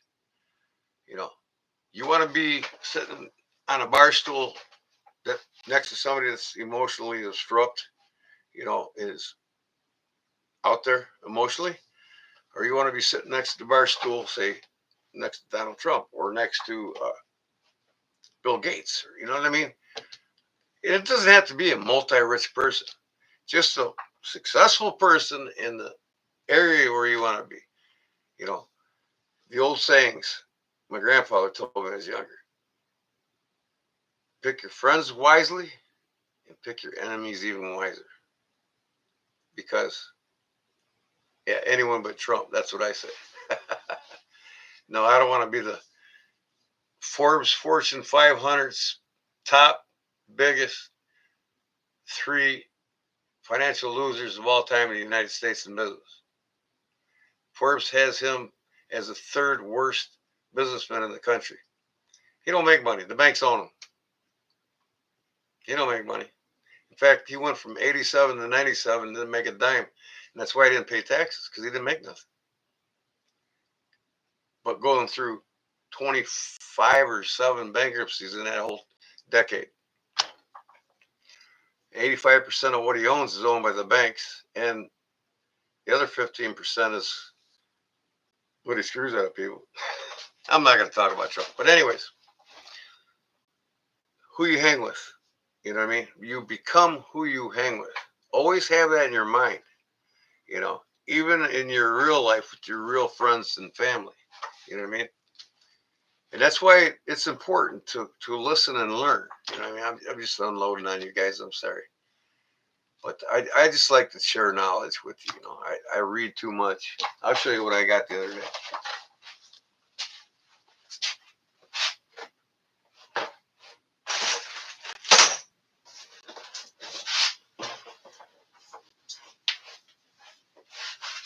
I was at a garage sale and I got these for $1 a piece. I got a, I don't want to touch that camera. I'll probably lose it. I'll show him to you all here in a second. Now, I purchased the ones that I didn't have, and I got like 10 more upstairs. I love my books. I got a whole room dedicated, wall-to-wall bookshelves that I built. And I read them all more than once. Here's one for kickers. Game Fish of North America. 25 cents. Each one of these books were 25 cents a piece.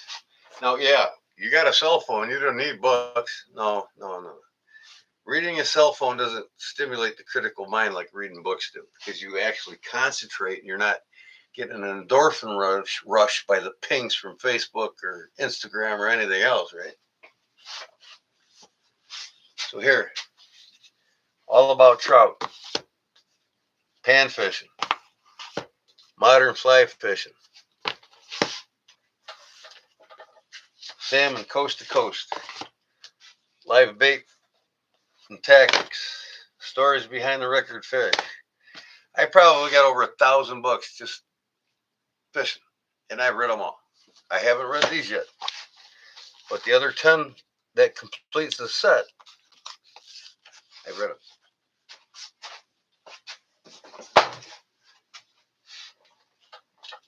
You're like, where do I find time to read?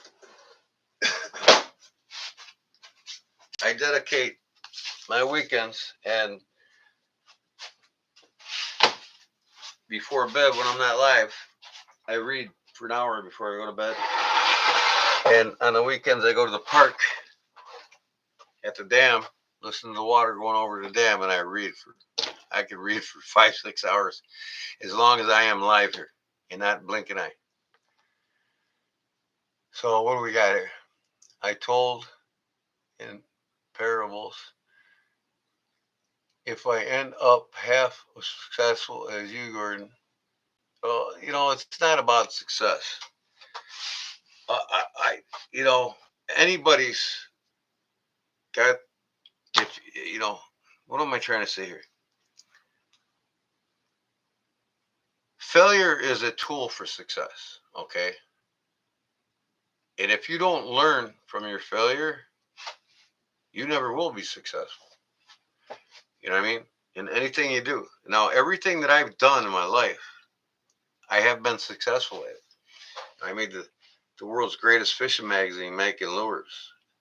I made wildlife outdoor magazines in my adventures in wildlife photography, being a freelance photographer. My motorcycle seats have hit first place trophies. You know what I mean? I seek to do excellence in everything I do. And I also seek to share it with those I love to share it with. So it's not that I'm more successful than anybody else. Just the older you get, the more you learn from your failures as a tool. And that's what failure is. It's a learning tool for success. As we get older, we get more successful. I wish you ever hear this? I wish I had the knowledge when I was 15 that I have now, right? Well, we had the knowledge around us. We just didn't listen to it because we were naive. We were young. We were dumb. We were chasing girls and doing all the stupid shit that kept us from being more successful at a younger age. I haven't won everything I haven't won everything I did or been totally successful, but I haven't lost my ass either. And I did learn and get better the next time. There you go, Derek. You used, you didn't lose your ass, but you used your failures. And I've had them too my whole life. And I still have some once in a while. Like when I'm making a knife. Well, why didn't I do this? Why haven't I been doing it this way for 5 years? If you don't learn from them failures as tools to make you better and better at what you're doing.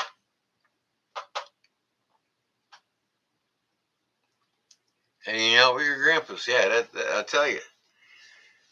My grandfather died at a young age. He's like 72. My mom's 80 now. She's not going to be around much longer. She'll be lucky to make it the next Christmas with her health conditions. She's a walking pharmaceutical plant. It only takes a couple years for that shit to kill you. One drug leads to the next, and then you're gone. Meanwhile, the doctors drain all they can out of the insurance program. It's like, I'm sorry, Derek, but cancer. When a doctor puts you under chemo, okay, there's a reason for it. And usually it'll be a dozen chemo treatments, right? So when you get cancer treatment makes the doctor absolutely nothing. I mean, they don't, but yet cancer doctors are the highest paid doctors in the country, more than brain surgeons. It depends on the volume of a brain surgeon to make as much as a cancer doctor. The reason why the cancer doctor makes so much damn money is because they literally have 500-600 patients, each doctor, between 3 or 4 different hospitals. When they put you under chemo, the insurance pays out $14,000 per chemo treatment. 4,000 of it goes to the clinic or the hospital, and 10,000 of it goes to the doctor. So I want to give you 10 chemo treatments. I'm going to get 100 grand out of your insurance company, and then you're going to die. That's the way the medical industry is. It's not a health industry. It's a medical industry. They push drugs. It was created by Carnegie, again, Napoleon Hill's buddy, and Rockefeller. They created the AMA too, the American Medical Association. If the doctors don't continue their training or practice medicine by the protocol of the AMA that Rockefeller and Carnegie created, as well as the pharmaceutical industry, revoke the license, you're gone, you're out. No more money for you. So basically, when Carnegie and Rockefeller created the AMA and the big pharmaceutical industry, they created customers, not cures. And anybody that was a holistic doctor or naturopathic healer, they either killed them or sent them out of the country or shut them down legally. Well, scamming legally. And it's been that way ever since. And it's like, when is the American people going to wake up? They're ripping us off of our education. They're ripping us off of our health care. There is no health care unless you go to a holistic doctor or a naturopathic healer or an acupuncturist or learn to eat healthy. The food pyramid is upside down. You got to flip it this way to eat right. The Food and Drug Administration lies to us what's healthy, what's not, blah blah blah blah. It's just a repeating cycle that people have been accustomed to believing in. They don't know what's healthy for them. They don't know what's not healthy for them. They just, it's like, it is one hell of a money racket, Derek, and that's what it's all about. When a clinic says it's, Provena, like we have St. Joe's and Provena Healthcare here, it's not healthcare. It's not. Because what are they doing to make you healthy? They're not. Drugs don't make you healthy. It alleviates your symptoms and also causes others to perspire from it. You know, I mean, one drug leads to another dysfunction, and then that drug that they have to put on you for the last dysfunction, you're it's a highball effect. You know, they want you on drugs. They don't want you to go see a naturopathic healer. It's like Alzheimer's. You know, people get Alzheimer's dementia. Your brain's 63% fat. Well, what causes Alzheimer's dementia? Plaque buildup. Your brain essentially dries up. You don't have the good trans fats in there anymore. You don't have the proper amino fats in your brain that it's built from. That's hardwires your whole body and your thought process, your central nervous system, and everything that you do that your brain tells it to do. It dries up, so you become a vegetable. And literally, all you got to do in AMA and FDA and all them say 500 milligrams twice a day of omega 3s will make your heart and your brain healthy. No, it won't. Maybe when you're 10 years old, but the older you get, the more milligrams you got to take. You got to take 5,000 at the age of 60 milligrams. And you can't overdose on omega 3s. I mean, you can eat all foods full of omega 3s. Do you die from it? No. You literally put them omega 3s in there in them good trans amino fats in there that your brain's built from. It gets rid of that plaque buildup and that dried up shit in there. It rewires. He said the mind and body is so fascinating. It's like you could learn 7 facts a second, every second of your life for the rest of your life. That's how powerful your mind is, according to Leonardo da Vinci. You know, I read his books too. Very, very smart individual. So it's all who you hang with, what you read, what you know, by what you want to achieve. You know what I mean? And I was always a kid growing up when I was real young. Mom, why is this? Mom, why is that? Mom, why is this? I don't go read a book. Go read a book about it. Guess what? I'm in the library all the time. You know, read and succeed. That's what that was always instilled in me. You want to learn about stuff? Go read. So, anyways, the point is the medical system is not there. It's the medical system. It's medical care. It's not health care. Anybody that gets under medical care is going to die at a much younger age and usually more painful and miserable than somebody that's on health care. Because somebody that's on health care seeks professional to help them eat right, to help them heal themselves, to help prevent them from getting sick. I don't even get colds. I don't get colds. I don't get flus. I don't get pneumonia. I had COVID for half a day, and my immune system wiped it out. You know, never had flu shots. I don't get no shots. I don't let the medical industry put nothing in my body. You know, the only time I do is when I get dental work done. Understandable, but I'm not going to get addicted to it, and I'm not going to die from it. And turmeric you can get in any food. You can buy that at Jewel. You can buy it most grocery stores. A lot of them carry organic turmeric now. One of the most important things you need when you're buying food, Derek, is get the Yucca app for your phone. YUKA, Yucca. And it's good for the ladies too because it also ACC, Paul. Most grocery stores carry turmeric, but you want to get the purest form, you know. And see, a lot of organics in a lot of these grocery stores are now a scam. A lot of them are garbage. So I have this app, and I'll show you what it is, and then I'll show you what I've done with it. They say if you go to the grocery store and you read every label on everything you buy, you must be crazy. But today, if you don't, and that's why they got great apps there, so you don't have to read it. Scan it, boom, get it. The best option on the shelf. But if you don't read what's going in your body, you are crazy. especially with the poisons that are in the food, because the food industry is in bed now with the pharmaceutical industry. And people think going to Subway in America, they think going to Subway is the healthiest choice out of the fast food.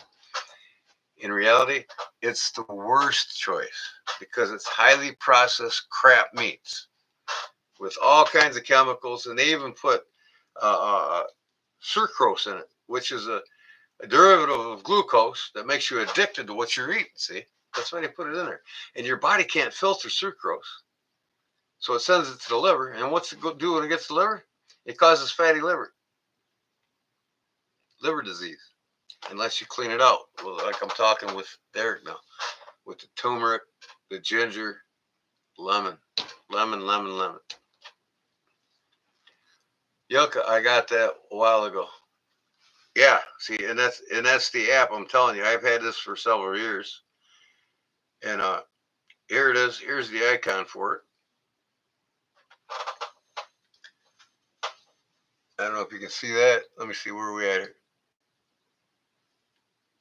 See the carrot up there, right here. Hold on. The colors don't like to show through. Anyways, it's right here. Man, my phone don't want to record that. But anyways, so you go on the app and see here. Man, is that phone terrible? Scan. See the scan button? You can see here what I scanned, right? And if it's got a green label, it's good. You know, no, yeah, it's excellent. If it's got a green label, it's excellent. See, here's a product I scanned called Triscuit, and I got them. I bought them. All right, 4 days ago I scanned it and I bought it.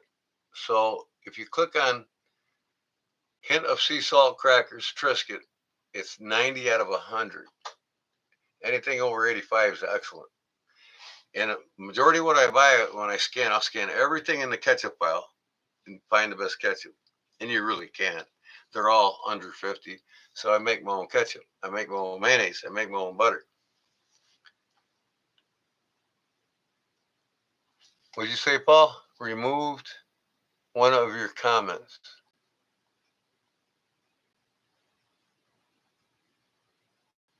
Who removed whose comment? I don't.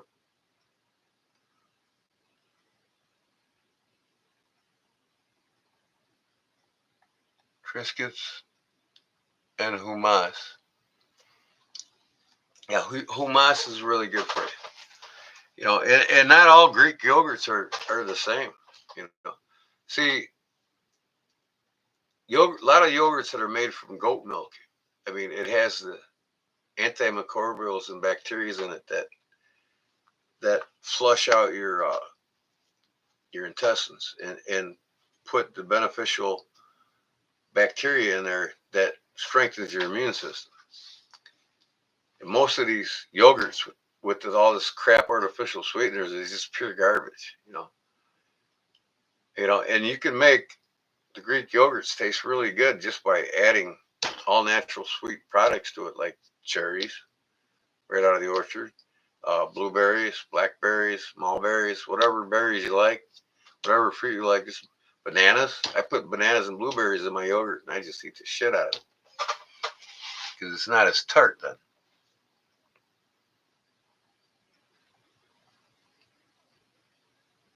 I didn't even notice either, Paul.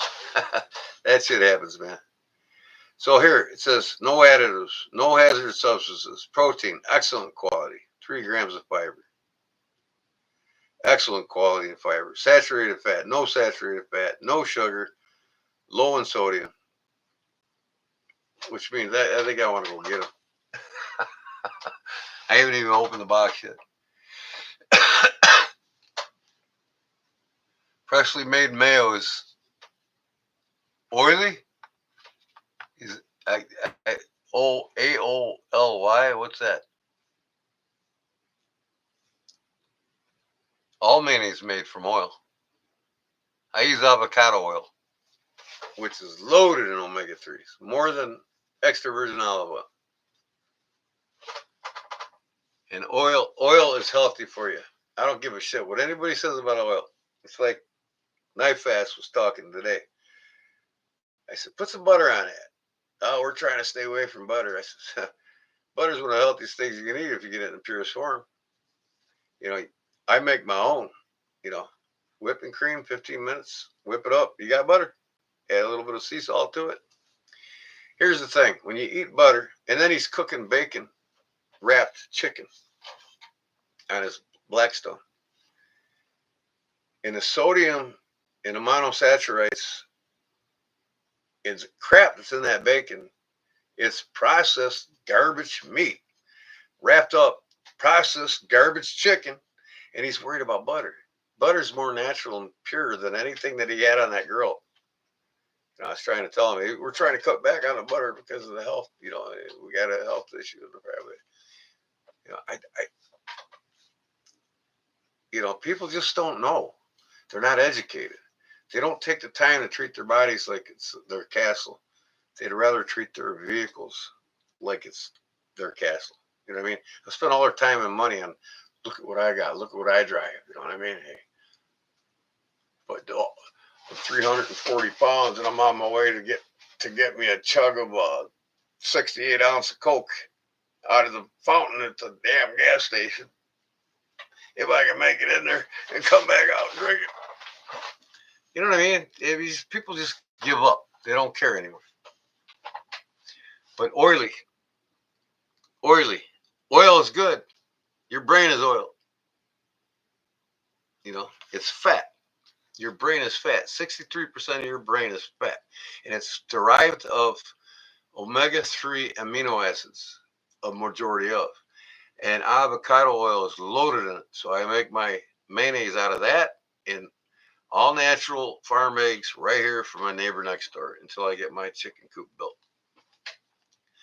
And then I put my own homemade mustard on it, a teaspoon of that, and a squeeze of lemon and some pepper.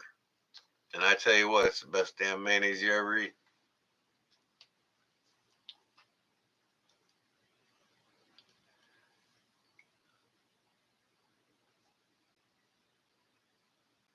Holy. Oh, okay. You're talking about the German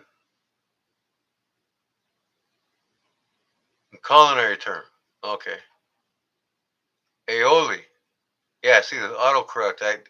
Now that I see the aioli, yeah, you're absolutely right. Brown sugar. You just couldn't spell it right.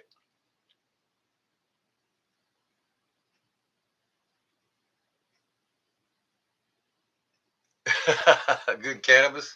It's one of the most natural substances known to man. One of the healthiest natural substances. Did Willie Nelson die from lung cancer? He smoked more doobies than I have cigarettes. Speaking of which, oh man, you guys got me talking. I'm leaving my tobacco bag open.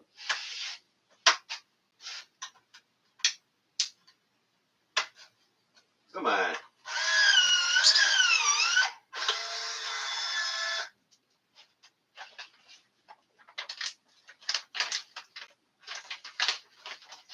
Man, I slept. What did I do? I slept. Went to bed at 1 o'clock last night. The other night, I couldn't believe it, man. I slept 9 hours, and I felt like I could be up till 9 in the morning.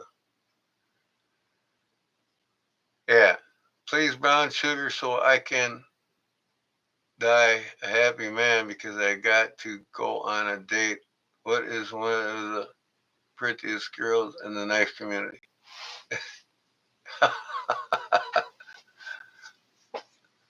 Oh, come on, Derek. No, don't get weird on her. I'm just kidding, buddy. I don't think we get off the phone till 4 in the morning. No, I think we did. We got off the phone about, I think it was like 1 o'clock. No, not even. I went to bed at 1 o'clock last night.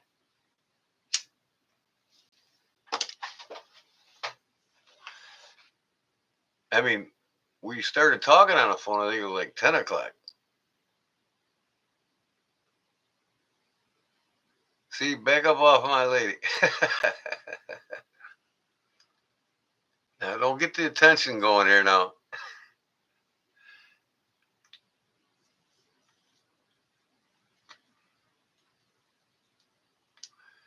No, it didn't sound too desperate. Just some girls freak out over stuff like that. Now, that's one thing that I mastered before I got married. And I didn't get married. I didn't get married till I was 43, 44 years old. So I had many, many girlfriends. In the Navy, I've been around the world. I've seen a lot of women. I can't say the other words, but and one thing I learned, and I even read books, lots of books about it. How to read a woman's mind and how to attract any woman. And I'll tell you what, one thing that turns a woman off the most, say like if you go to a bar or a public place, is staring at them. That's number one, do not do thing. You know, a genuine smile once in a while goes a million miles. And when it comes to picking up women, it's like they're testing you. A lot of guys don't know that. So if you're sitting next to a girl in a bar stool, right? Say, I'm here, and there's another girl there, right? And I'm talking to her, and if she's comfortable with me, she's gonna do this. She's gonna square off to me because she wants to see me and look me up and down. You know what I mean? She's comfortable. I didn't take her out of that comfortable. I didn't make her uncomfortable yet. So she squares off to you. Bonus number one. Bonus number two is while she's talking to you, she starts touching you. Well, it's just a nice little tap on the shoulder. Or if a woman touches you, she breaks that barrier of being safe. She's safe. She's comfortable being around you. A lot of guys, when they get drinking, they're in bars, they just don't have no clue on how to hit on women in a bar. They don't. And I mastered it when I was younger. I even told my wife, I said, I've had many girlfriends. I've turned down lots of girls because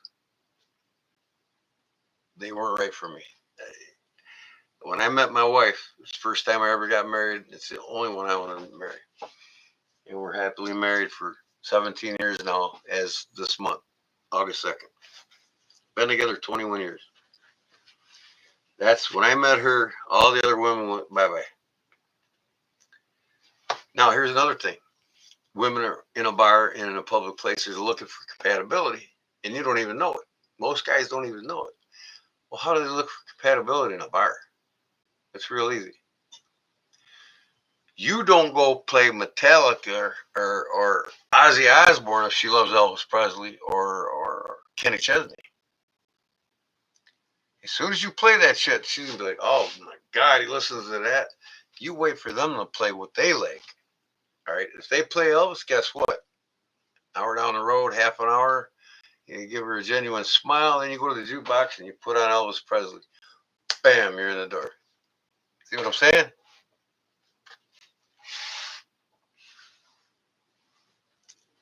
There's always somebody for everybody, Derek, and you will find them. It just sometimes people look too hard and they look for too much. You know what I mean? And I found that out over the years of dating women. If you can't accept them, I mean, if they're just plain out fucking goofy, it's time to get rid of them, right? But you'll know. But there is somebody out there for everybody, and sometimes you just got to change where you're looking for them. I mean, women were easy for me in the bar, and it just got old with me. I didn't want it anymore. Hell, I used to go to bars and I loved to dance, man. I mean, I was out there bumping and grinding, with all the so-called bitches, right? I was bumping and grinding with the best of them. All these drunks sitting at the bar stool looking at me jealous, like, what the fuck she got more than me, man? Why can't I, make them smile and do all this? You just ain't got no balls, buddy. I love to dance, you know what I mean? And it got to the point where I dated a few girls in this bar. I'd have to quit going to that bar and go to the next bar because I'd have girls coming up to me that I'd already been with that wanted to hang with me at the end of the night when I'm working on another one. Oh, Derek says, yeah, I stopped looking at bars a long time ago. I meant, like I said, it comes back, Derek. Yeah, like your mindset, mine is majority of people in bars have a negative biased attitude, and but then yet it depends on the bar and its atmosphere. You know, like my brother's bar, it's a brand new bar. It's wide open. It's beautiful in there. It's all new, and it's a sports bar. I mean, most of your yuppity Chicagoans go into this place, and people that are already successful. But if you go to the shithole bars, you know, where Billy Job Bo wants to know how tall his weed's going on your fucking land next to him, you're not going to get anywhere. You know, and they have daughters. uh, a metal chick or a mental chick?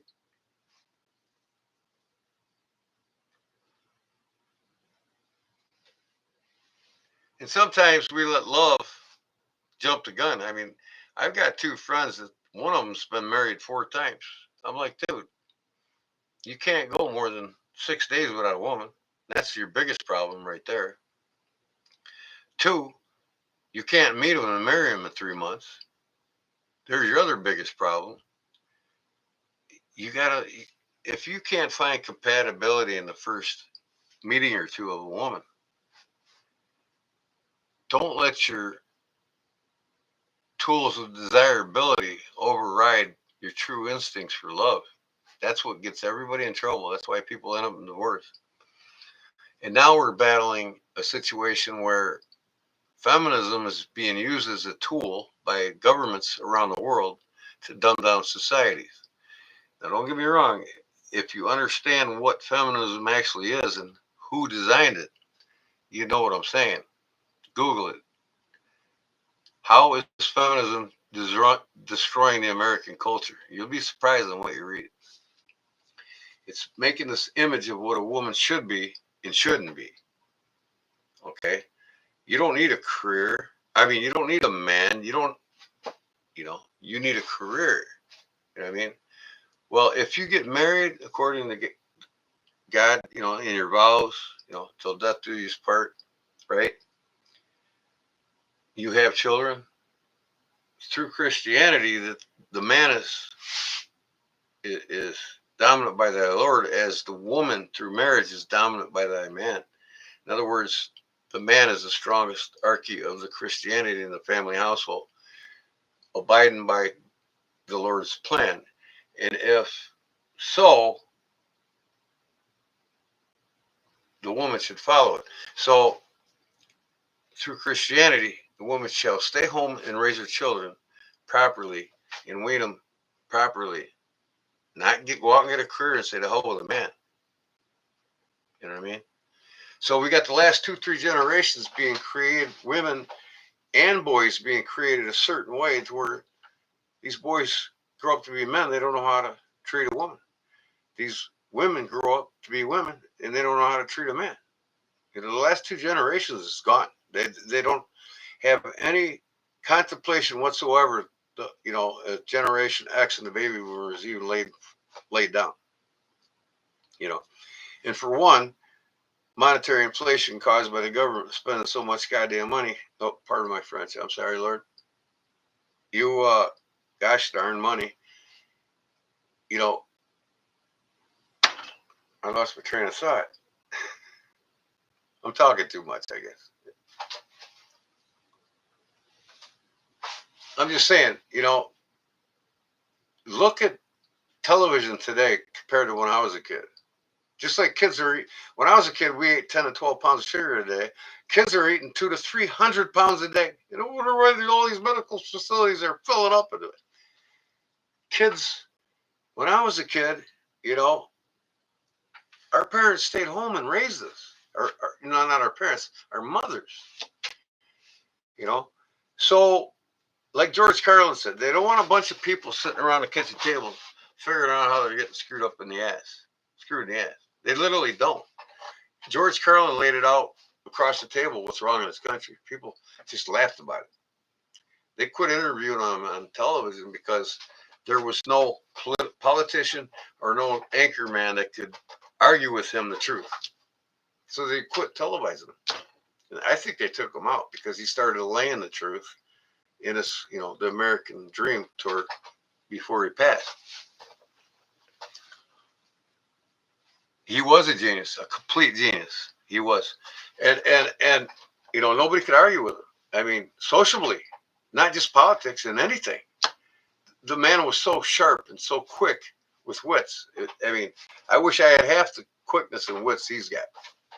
But again, they don't want a bunch of people sitting around the kids' table. Now, see, when I was a kid, everybody left their doors open. You come in and talk to the neighbor's wife and not worry about the neighbor screwing her. You leave your doors unlocked and not worry about the neighborhood kids robbing you. You know what I mean? We had neighborhood parties. We were all together. We were all informed. See, in today's society, we're all misinformed. They don't want us sitting around a kitchen table trying to figure out how Congress is screwing us behind the president's back. They don't want us to understand that they're taking the education, the health care, and they're just doing this. Bankroll. See, because before women's rights, and which I'm all for, but before feminism, the feminist movement in the 50s got a good kickoff. 39% of the country were male. That's right. 61 or 62% of the country were female. Tax dollars, get them all working. And you know what happens when you get the women working? You take them away from weaning their kids properly, and their kids get dumb because the other people in the media that we create is going to raise them. They don't need their parents. See, and now we got them all in shambles of sexual identity. See, this is all planned, guys. These filthy rich people that run the banks and run the government and own everything sit around their oval tables every day trying to figure out how they're going to, just like Carlos said, screw you up the ass. Pardon my French, but that's what he said. And that's the truth. So I always tell everybody, these filthy rich kids, what do they go to school for? What do they learn in their schools that your kids ain't learning? Think about that. I always tell everybody, the kids in public schools go to school to learn how to do this. And the kids in the wealthy schools go to school to learn how to do this. To your kids. Do I need to say it any clearer? You know what I mean? These kids that get out of these high schools in these filthy rich communities already have a portfolio started. It's not about liberalism. Liberalism and conservatism is done. The platforms, Jim, have been destroyed, and I love knives, 4 decades ago. The banks run this country down the drain, and that's why it's costing you so much to live. Because the politicians are too big.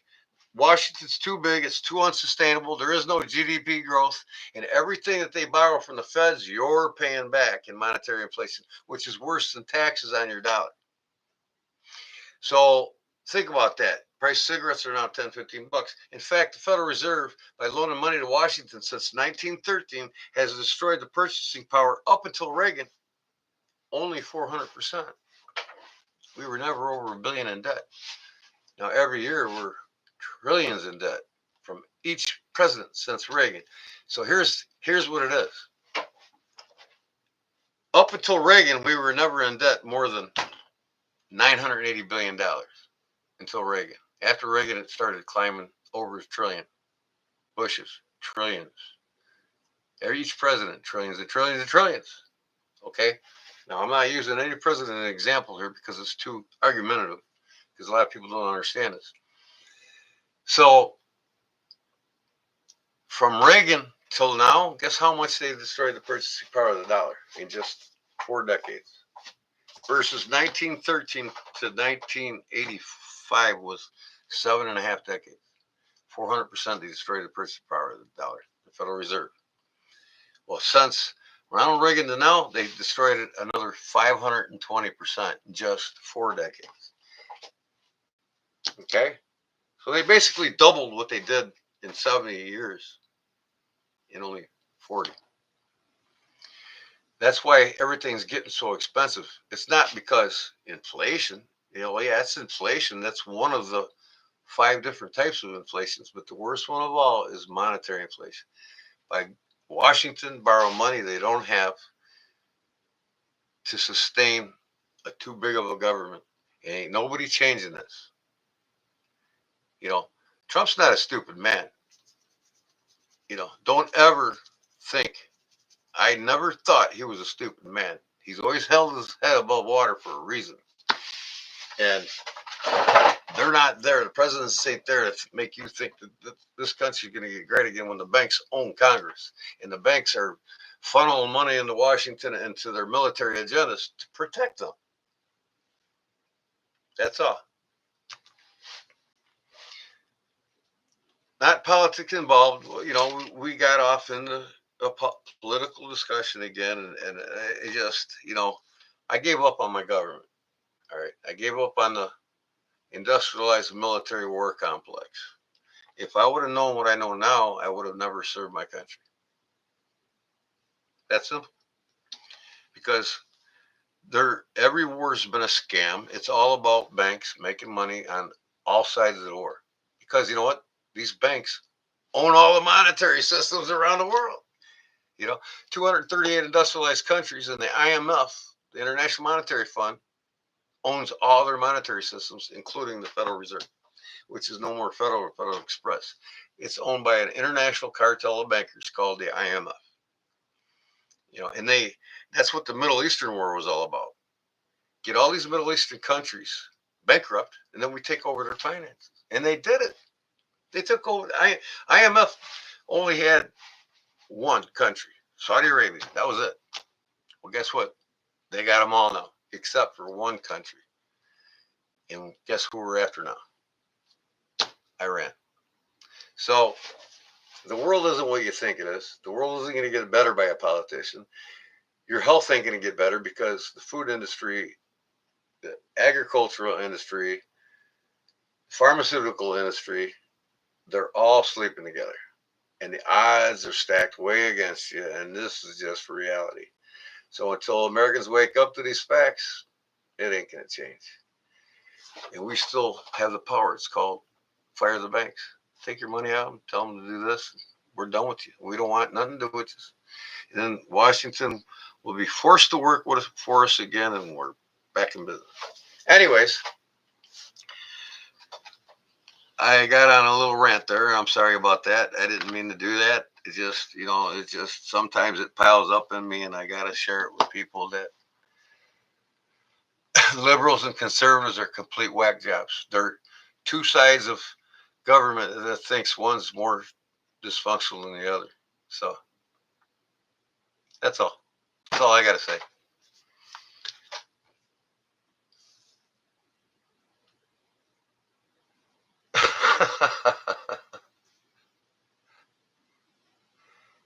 So anyways, we're done with this political rant, and I had an awesome time tonight, but I don't want to leave with just talking about stupid shit like that. I'm just wondering what my next German knife's going to be. I got my eyes on a couple of them. How about you guys? Any of you all picked up any German knives or a new knife from a different company that you've never thought you'd like, and now you absolutely like it, or what? Share it with me. That Giggy was talking about that last night. That Giggy. What Giggy? What I maybe it was autocorrect. I can't make out what you said. That jig? Oh, okay. The jig I make. Well, I got them in my shed with my other tackle gear. I took all my fishing tackle out of here because I didn't want to get dust and shit all over it. But I'm going to show you how I tie it. If you want to go in my in my playlist, you can go to my fishing adventures, and you'll see the videos of all my lures. A lot of them being shown by some professional anglers, and you can see all the lures I made there, including that Arky jig that I made for walleyes that Doug Stainsey from In Fisherman put in the magazine. And you'll actually see it in the magazines, in my videos, in my playlist. So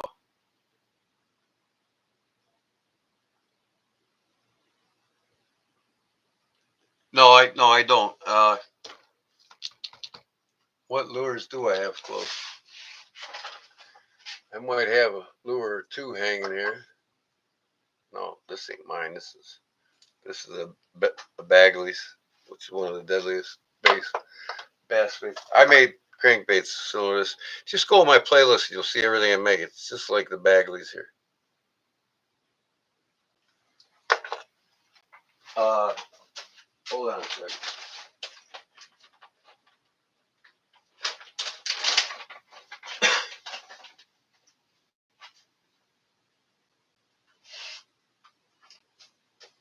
Here, how's this one here? Big old lure. What do I got hanging out here? Oh, I found this.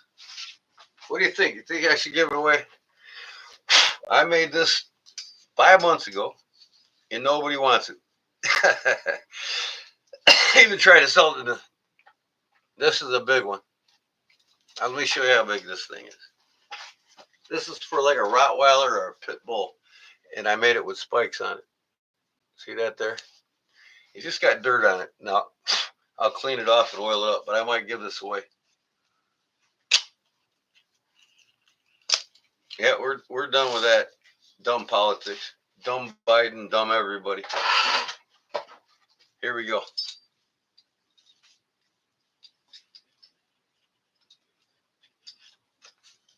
It fits on me, no problem. Of course, I don't have that big of that, See, it's for a big dog. Uh-oh. It's fun to play the YMCA. All right. So what do you think? Anybody got a big dog they think several of you has got big dogs that you could probably put this on? My German Shepherd died about 4 years ago, and I'm yet to get another one. It's brand new. I actually took this hardware off a set that was like from the 70s that my father-in-law actually used on one of his big dogs, and it's just still fine.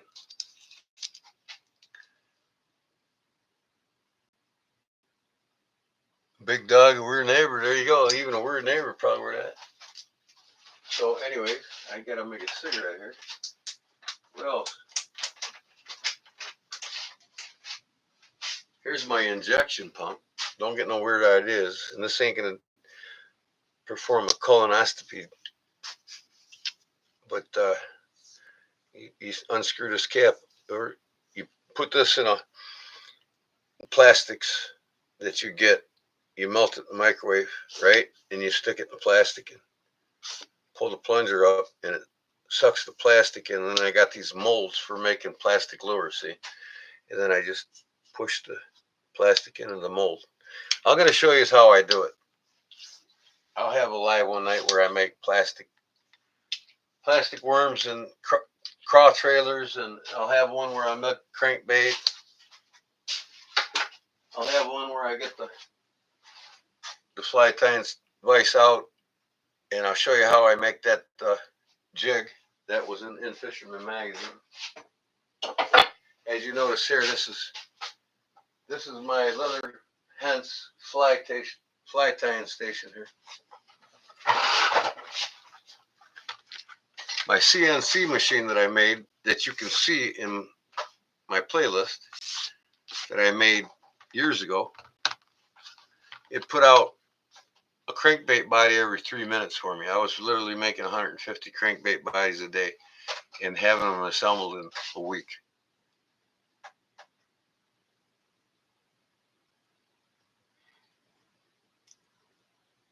I want to get a Corsico, but my wife's like, no.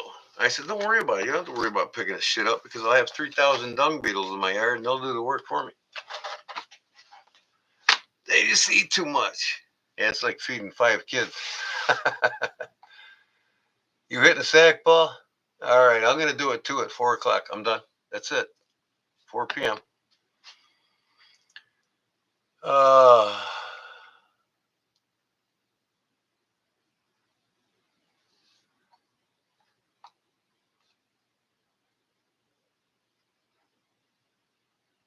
So, anyways, yeah, that, and then what else, Cliff?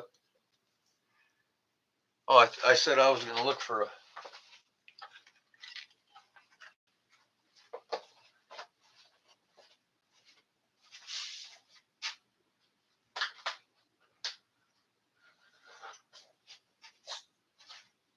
I've got all my fly boxes in my shed too, but these are my streamers, my top water poppers I made. I made all these for my fly fishing. I mean, I do a lot of fly fishing from king salmon to lake trout to smallmouth and largemouth bass. A lot of these poppers on top I use for the bass. And I got some of my crayfish, killer crayfish looking flies on the bottom that I make. And these are what they call streamers here. These top water popper streamers. I mean, they got long body. Now when a bass looks up in the water and they see that going, you know, they just come up and wallop it. Bass eat anything in front of them if it looks like food, just out of instinct. These are hand spun deer hair, and then I cinch the thread tight and it flares out, and then I give it a haircut. But that's a top water popper with or streamer. Not really a popper. I got a couple poppers here. Here's a popper. Here's the difference.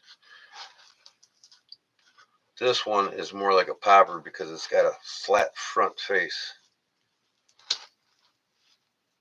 And it's weedless too. See the front of it? It's flat in the front. So when I pull this into the water, it bloop, bloop, you know what I mean?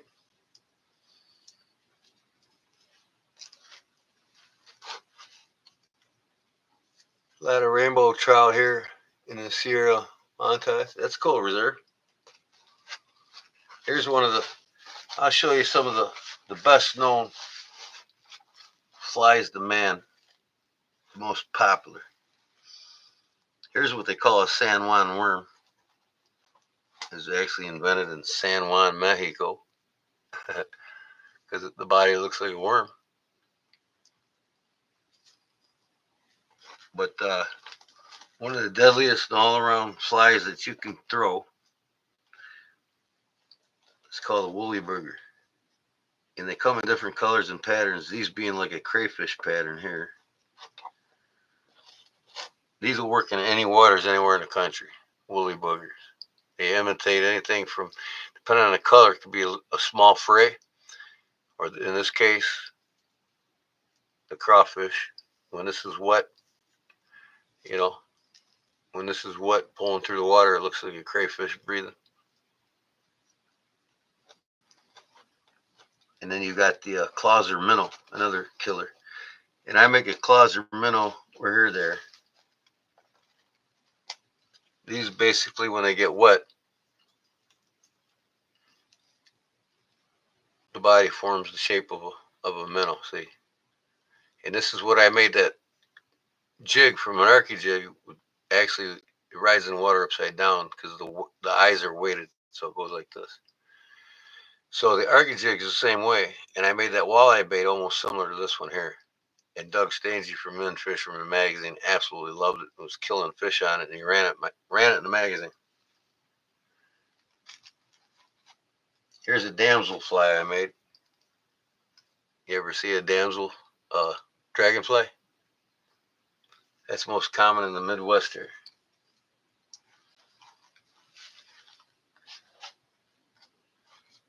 There you go, Cliff. You got to be like that, man. You know, survive the outdoors. You got to make your own shit.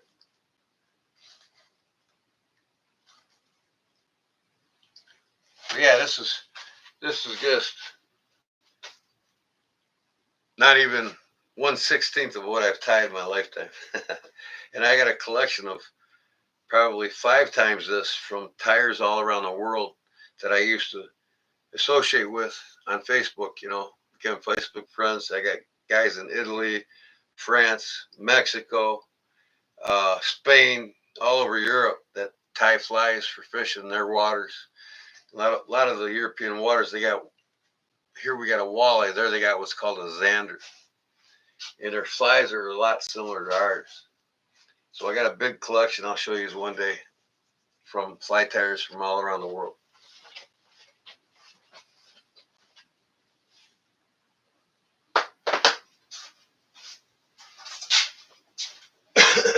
I gotta make a smoke it.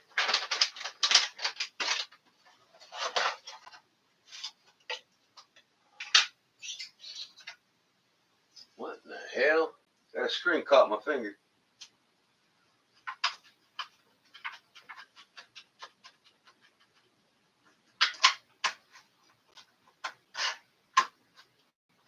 Come on, something wrong with the button on this damn thing. There we go. Gotta touch it gingerly. Anyways, folks, 354. What you got, guys? That would be awesome to see them. Yeah, I'll show them to you, Reserve. I got a lot of shit in storage, man, in totes that is, and I'll start going through them. They got duct tape around them because of mice. I live in the middle of cornfields, right? There's field mice everywhere. So you got to tape off your storage containers, and it's a pain in the butt.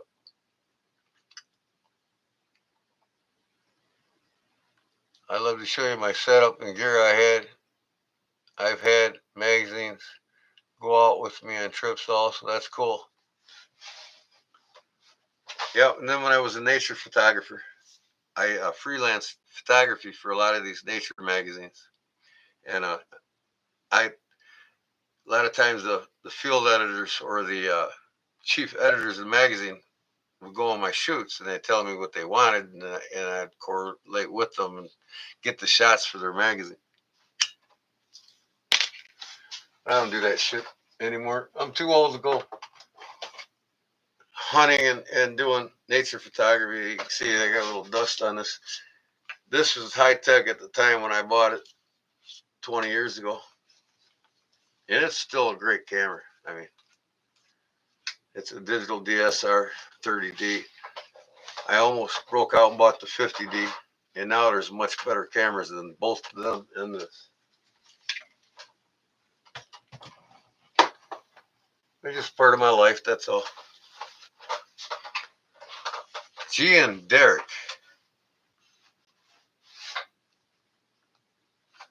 Derek's hitting the sack. All right, Derek. We'll talk to you, man. Maybe I'll give you a holler in a couple days. Sorry, my nose itches. You guided there for years? Well, that's cool. I got a cousin that moved to actually Kodiak, Alaska. Reggie Bever. He's been there for 50 years now. We grew up together when we were kids. And he was actually about 8 or 9 years older than me, so he'd be about 69 years old. And he was like one of the meanest and toughest son of bitches in the whole town of Wilmington. I mean, the stories has it that he was rough and tough. I mean, he was a fighter. I mean, he'd go in bars and just beat the shit out of guys for no reason at all. I mean, he was just ornery and mean. And he grew up to be like that. I didn't. We separated, like I said, when he was 10, 11 years old. And his family went to Alaska, and he's still there. And through my family's history, a couple of my family members said that old Reggie Bear was so mean. He had a grizzly bear come up on him. He thought he was gonna die. And he says he hit that son of a bitch so fucking hard he knocked him out cold enough to walk away from him before it woke up. And I believe it, man. That's how. I mean, he was even when we were kids, he's like 200 pounds when I was like 12 years old. And as he got older, he just got big, and he was just nobody to mess with. Nobody. I mean, you'd put him in the Appalachian Mountains with any hillbilly, and look out hillbillies. I'm telling you what, man, he was a mean son of a bitch, man. And some of the stories when I was younger, I was starting to believe all this shit. You know what I mean? And who knows? Nobody's ever proven it, and I haven't seen him since he went to Alaska. So I don't know if he's even in Kodiak still. Derek's in it. Yep. Good night, Derek. We'll talk to you later, buddy. I got my night owls left in here, I see. Big old Jim, man. He's going to go make him another couple of videos before daylight. I told you we have a great deal of common. Ask Paul. He's seen my stuff. Oh, I bet we're a lot alike, Cliff. You know, sometimes it can be conflicting between the two of us. I'm not trying to brag, and I know you're not trying to, and just we're sharing our lives with each other. That's part of the community here. You know what I mean? We got a lot in common. We've both done a lot of the same things, and now that I'm older, I just don't do as much as I used to. But I'm gonna start getting heavier in the hunting this year. I might even have a GoPro or two on me. I got a few of them up here. I don't utilize them as much as I should. I got 3 of them. I can put one on my head, my chest, and on my bike or front of my boat. But I want to go back to my roots. I want to, I haven't deer hunted in probably 10 years, but I don't want to deer hunt anymore. I don't really care for eating meat anymore, and it's no fun to me anymore. But what I want to do is go back to my roots, like when I was 10 years old and shot my first rabbit with a 22 pistol. I got that same pistol right here. My dad gave it to me for Christmas, and I can't touch it or they'll boot me off. And even if they do, it's too late anyway in the night to carry. That's my single 6. Oh, it's being blacked by the other holster. I got a Ruger single 6. They don't even make them anymore. And that's what I shot my first rabbit with. So I want to go back to rabbit, pheasant, squirrel hunting, because I still love to eat them all. In fact, I bought some rabbit at the organic store the other day.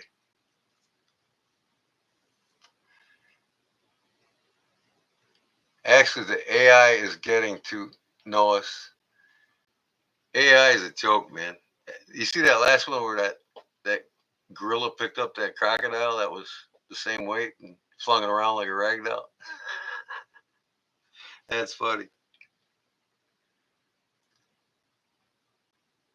But them gorillas are strong, and they can pick up a 12-foot croc like that and wing it. But you're seeing a lot of them AIs all over social media now. It's like they really need to ban the AI. I mean, it's bad enough kids are conditioned in their minds to become who they are now, let alone have AI being forced down their throats. Kids don't know what to believe anymore. So let's just make them even dumber.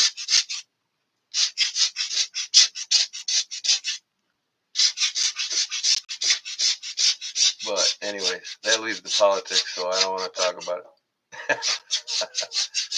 I want to talk about knives and fishing and hunting, being a good old boy, not meaning no harm. I'm blowing the dust off my PC duct. So, anyways, why don't I ever learn my lesson? Like I said, guys, I'm gonna have a 12 midnight cutoff from now on. They all come on at 8 o'clock, Fun Day Sunday, and I'll be done by midnight. I'm gonna be done with what I'm making by 11 and spend an hour bullshitting with you all, and then I'm in bed. I'm dead sure, Reserve. I swear to God, unless it's like on a weekend and I ain't got nothing to do, I might stay up a couple extra hours. But during the week, I got like 3 or 4 side jobs lined up. But I'm going to spend a whole week in my shop before I do my next side job. I want to get all these loose ends done. Get everybody out. Well, I'm going to get all the 7 winners out Friday morning. That'll be out, and I'll have tracking numbers for everybody.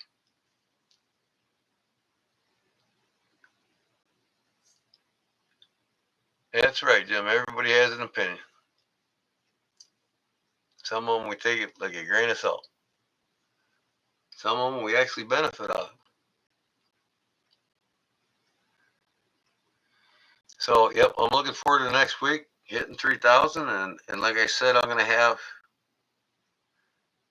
a notification post up, or notification video when it's going down. And I got 3 people sending me stuff.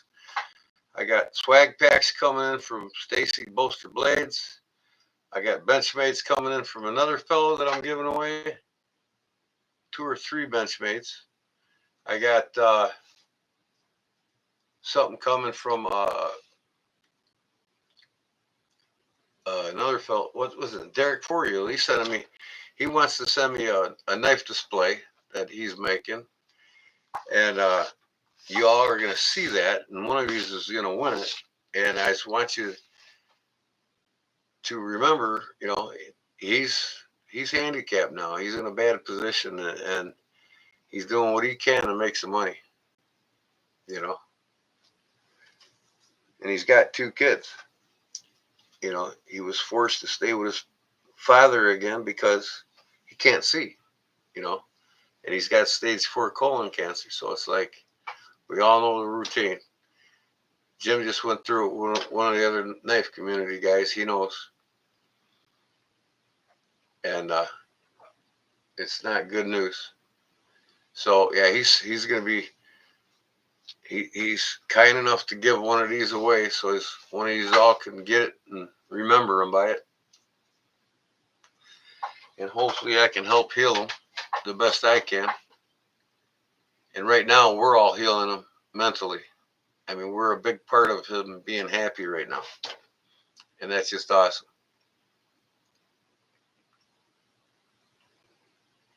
So, like Derek said to me last night when I was talking to him on the phone, he said, when you think somebody's got it bad, there's always somebody's got it even worse.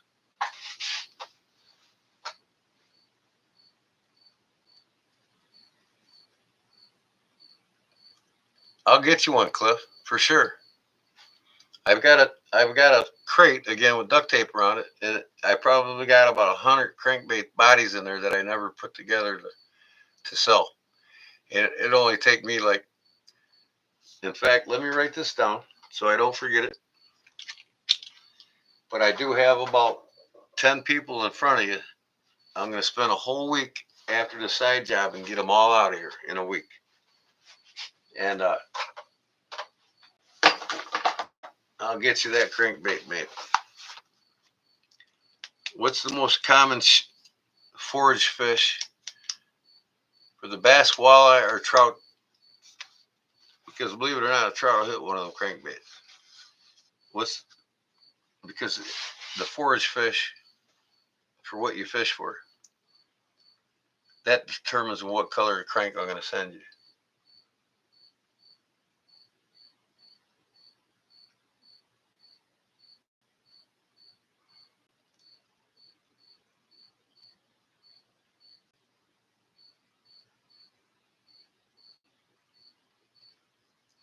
What do you fish for the most, Cliff?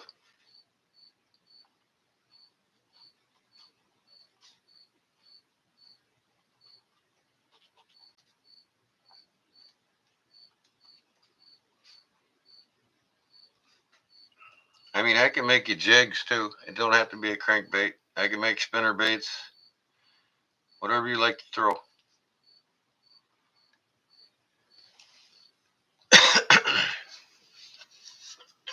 I can make you plastic worms. The crankbaits sell for the most. I mean, right now, if I was to put cranks together and sell them, it'd be $28 a piece. balsa cranks are more expensive than plastics because they're handmade.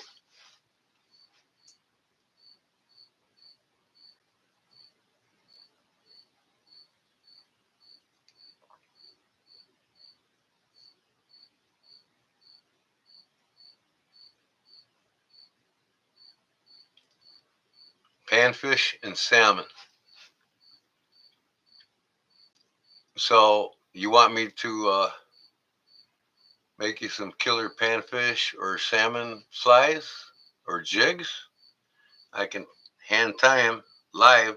You can watch me make them in front of everybody. And then I'll send them to you. And as long as I'm doing it, I'll make a few to give away too.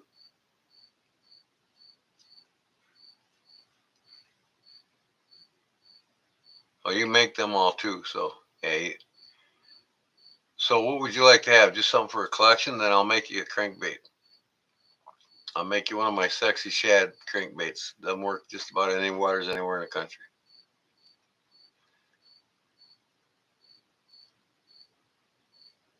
Right. Yeah. I do have some molded plastic cranks that I've made, but the balsa ones have the best action. They're the number one when it comes to multi-species fishing. Everything from bass to walleye to even king salmon will nail them crankbaits. But if, like I said, if you just want it to show or have in your collection, then I'll make you like a black and gold threadfin shad or a sexy shad with the chartreuse. Just okay, just a crankbait for your collection.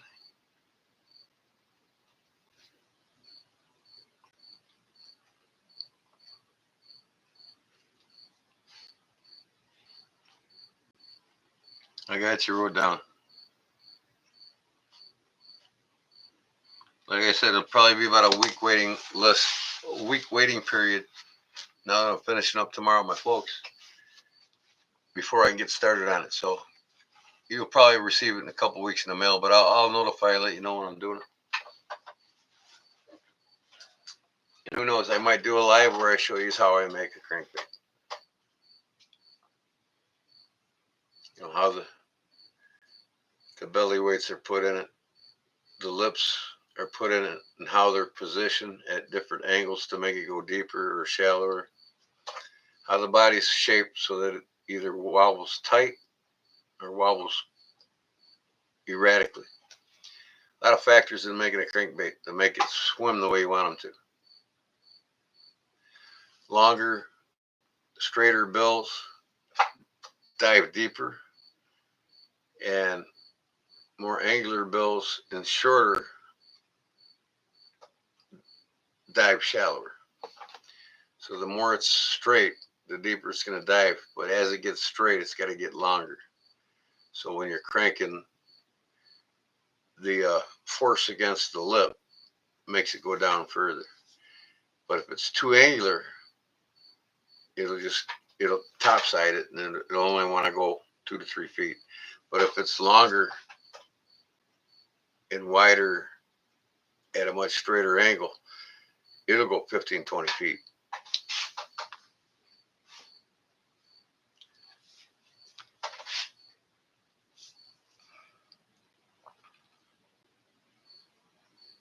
Yeah, I used to make a boatload of lures when I sold them.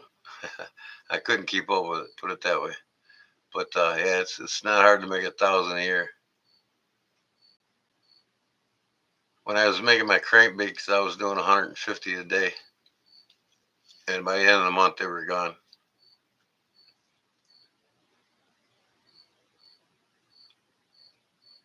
I'd make about 150 in a day, take a break the next day, do some assembly work, make another 150, do some assembly work.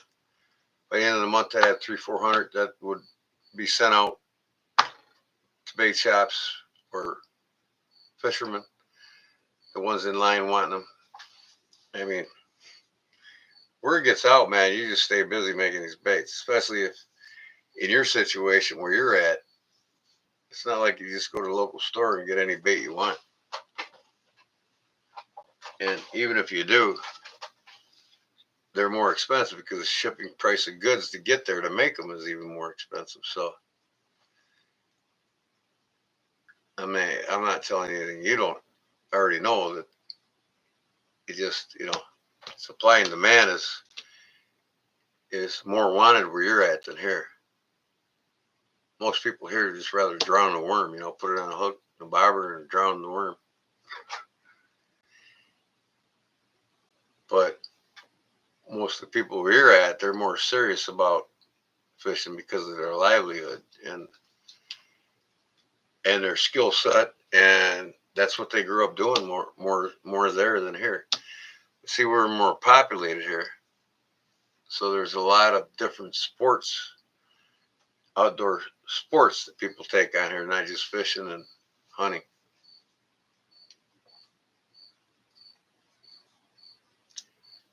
A lot less demand. Yeah, but if you're making 1,000 a year, you're selling them somewhere. It's got to be online.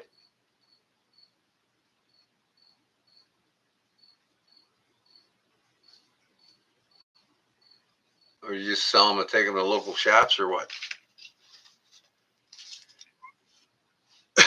And that's a feat in itself to make 1,000 a year. That's no doubt. That means you enjoyed what you were doing. That's for sure.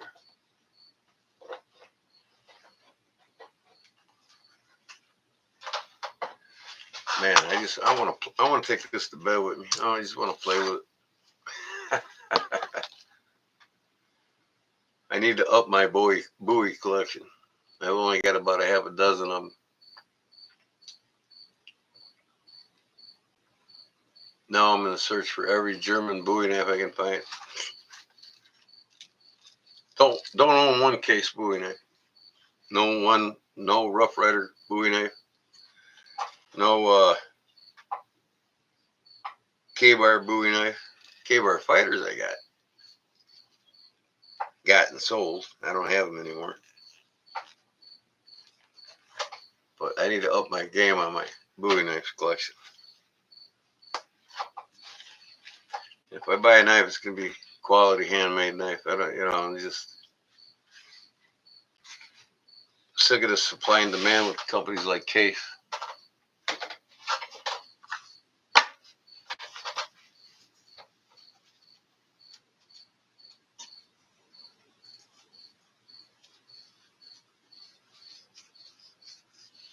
Yeah. Well, what do you say I get out of here, guys? I've over talked my boundaries tonight. I talked about a little too much more than I should, but just enjoy your lives, man. Don't worry about all the bullshit. Don't sweat the small stuff. Do what you love and love what you're doing. And you'll never work a day in your life. So, it's getting late. Jim's got some videos to make that I can't wait to see in the morning when I wake before I go to work. And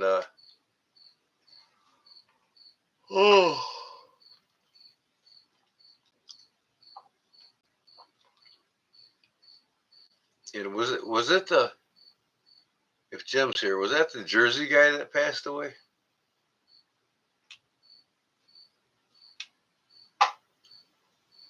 I don't think I really knew the person you're talking about. I know of the Jersey guy though.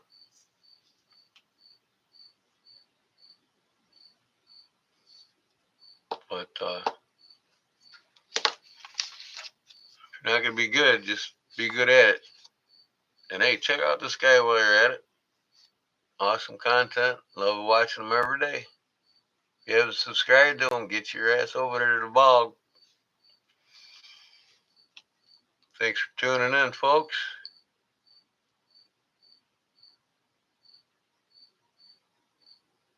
Right. Yeah, you don't have to anymore. I don't have any kids, so I don't know the feeling. Everybody in the fishing industry was my kid. I made them all lures. So, thanks, guys. I hope you enjoyed it. And I'm going to finish up Paul Mills' tomorrow night, finish them up so I can send it out Friday with everything else. And tomorrow night also, I'm getting dark waters knives done. I was sick today, man.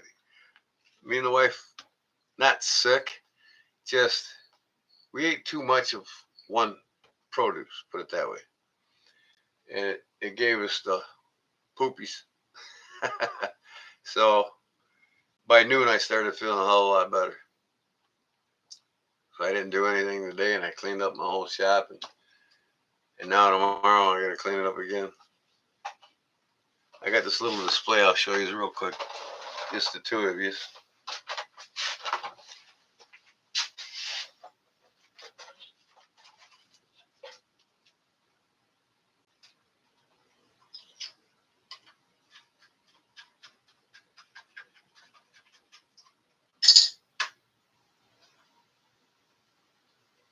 Come on.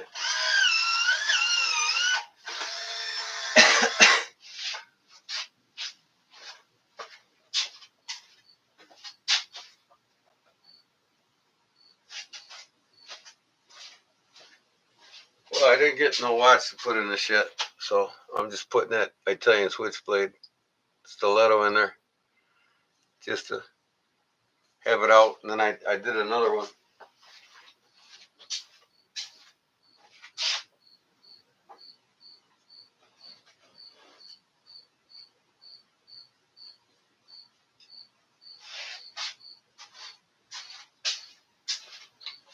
This one's got 3 of my best in it. I've always had knives in this. Got my sticker on the bottom. Got my folders, my lock back, and my Barlow in there, and my fighting knife. All 3 stuck in the wood. It just comes right off. I'm not going to take it off, but. All right, Cliff. We'll see you, bud. Thanks.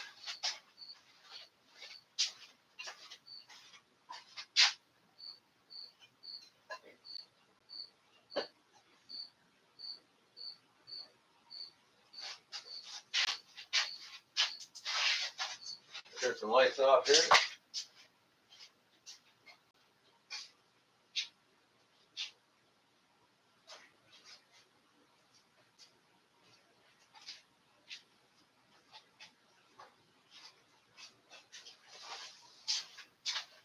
And I forgot to show one more item here. I got to mount these plaques on here now. I got them refinished and shellacked, and I got everything done except for mounting these plaques. They're not connected yet. They'll slide on me. But remember, I showed them plaques. My book. One of my best friend's boys. He's a sniper, Green Beret, or Airborne Ranger. I'm sorry. Now he's a sniper. This is his division. I put the barbed wire around it. This is all my design. So now I got to mount these, center them, and he's gonna get that tomorrow night from me. It says top class 24-2 sniper course level 2, First Sergeant A Special Force.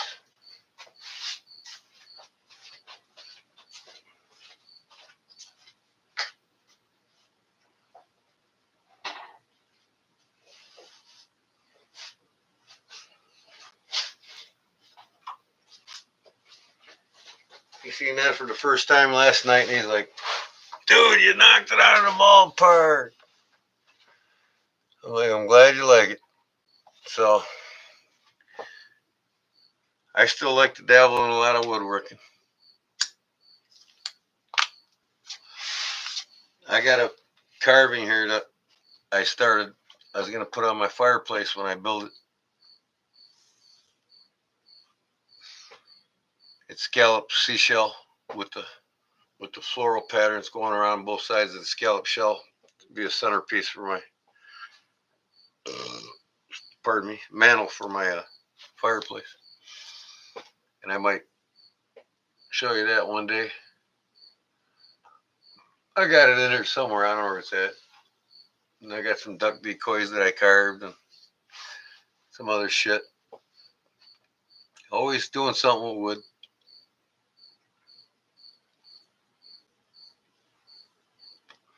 Yeah, thanks, Cliff. He's something else, man. That kid's pretty active in the army. His grandfather was a Navy guy, but he wanted to go in the army and be an airborne ranger. He's the one I made a fighting knife for, and now he's got his division wanting me to make more for him. So that's gonna be a cool adventure. And I might get invited to talk to him, and if I do that, I'm gonna go live so you guys can all talk with the 2nd Regiment Airborne Rangers from the U.S. Army while I'm live. That'll be cool. Like I said, I'm going to do a lot of videos going right to the source. What do farmers actually carry? What do doctors actually carry and use as a knife? Farmers, what's their most preferred knives? All these different trades and skills, and I'm gonna start doing documentaries on these.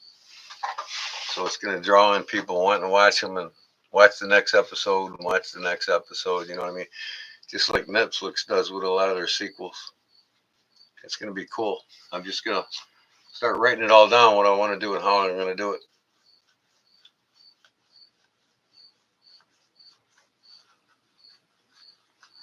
Marine sniper, that's cool.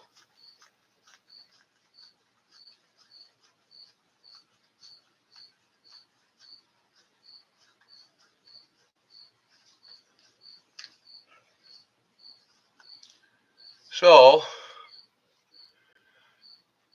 I'm going to get out of here so I can check out where I'm at. Probably could check real quick, but I got to get out of here. I got to finish up tomorrow so I can be done with it.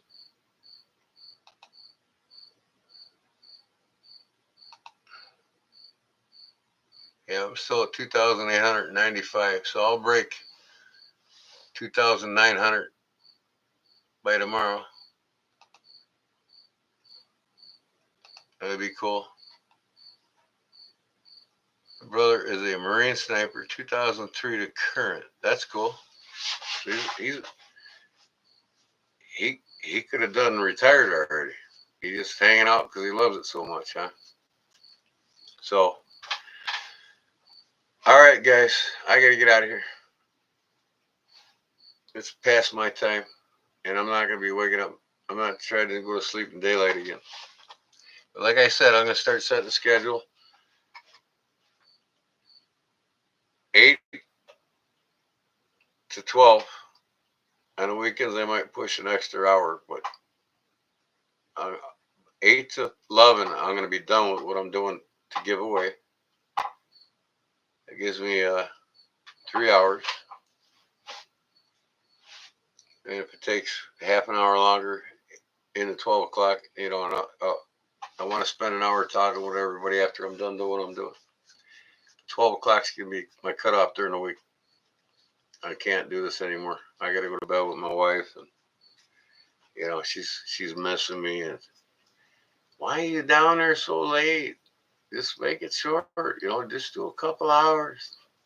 I told her I was on for 8 hours, and I said, "Oh my God, you'll never learn." So I got to do that, guys. So thanks for everything. Thanks for your support, and I'm glad you enjoyed it. Hopefully you enjoyed it, and I'll probably see you Thursday, Friday. I might go live Friday for a little bit. Depends on how much time I spend with my life. So my wife. So either or, I'll probably go live one more time before Fun Day Sunday for you all, and be done before noon or 12 o'clock midnight. All right. Okay. We'll see you, John, and we'll see you. One. Is that it? One. Yeah. YouTube portal one. Yep. The crickets return at the end. All right, guys. Have a good one, man. Thanks. Peace.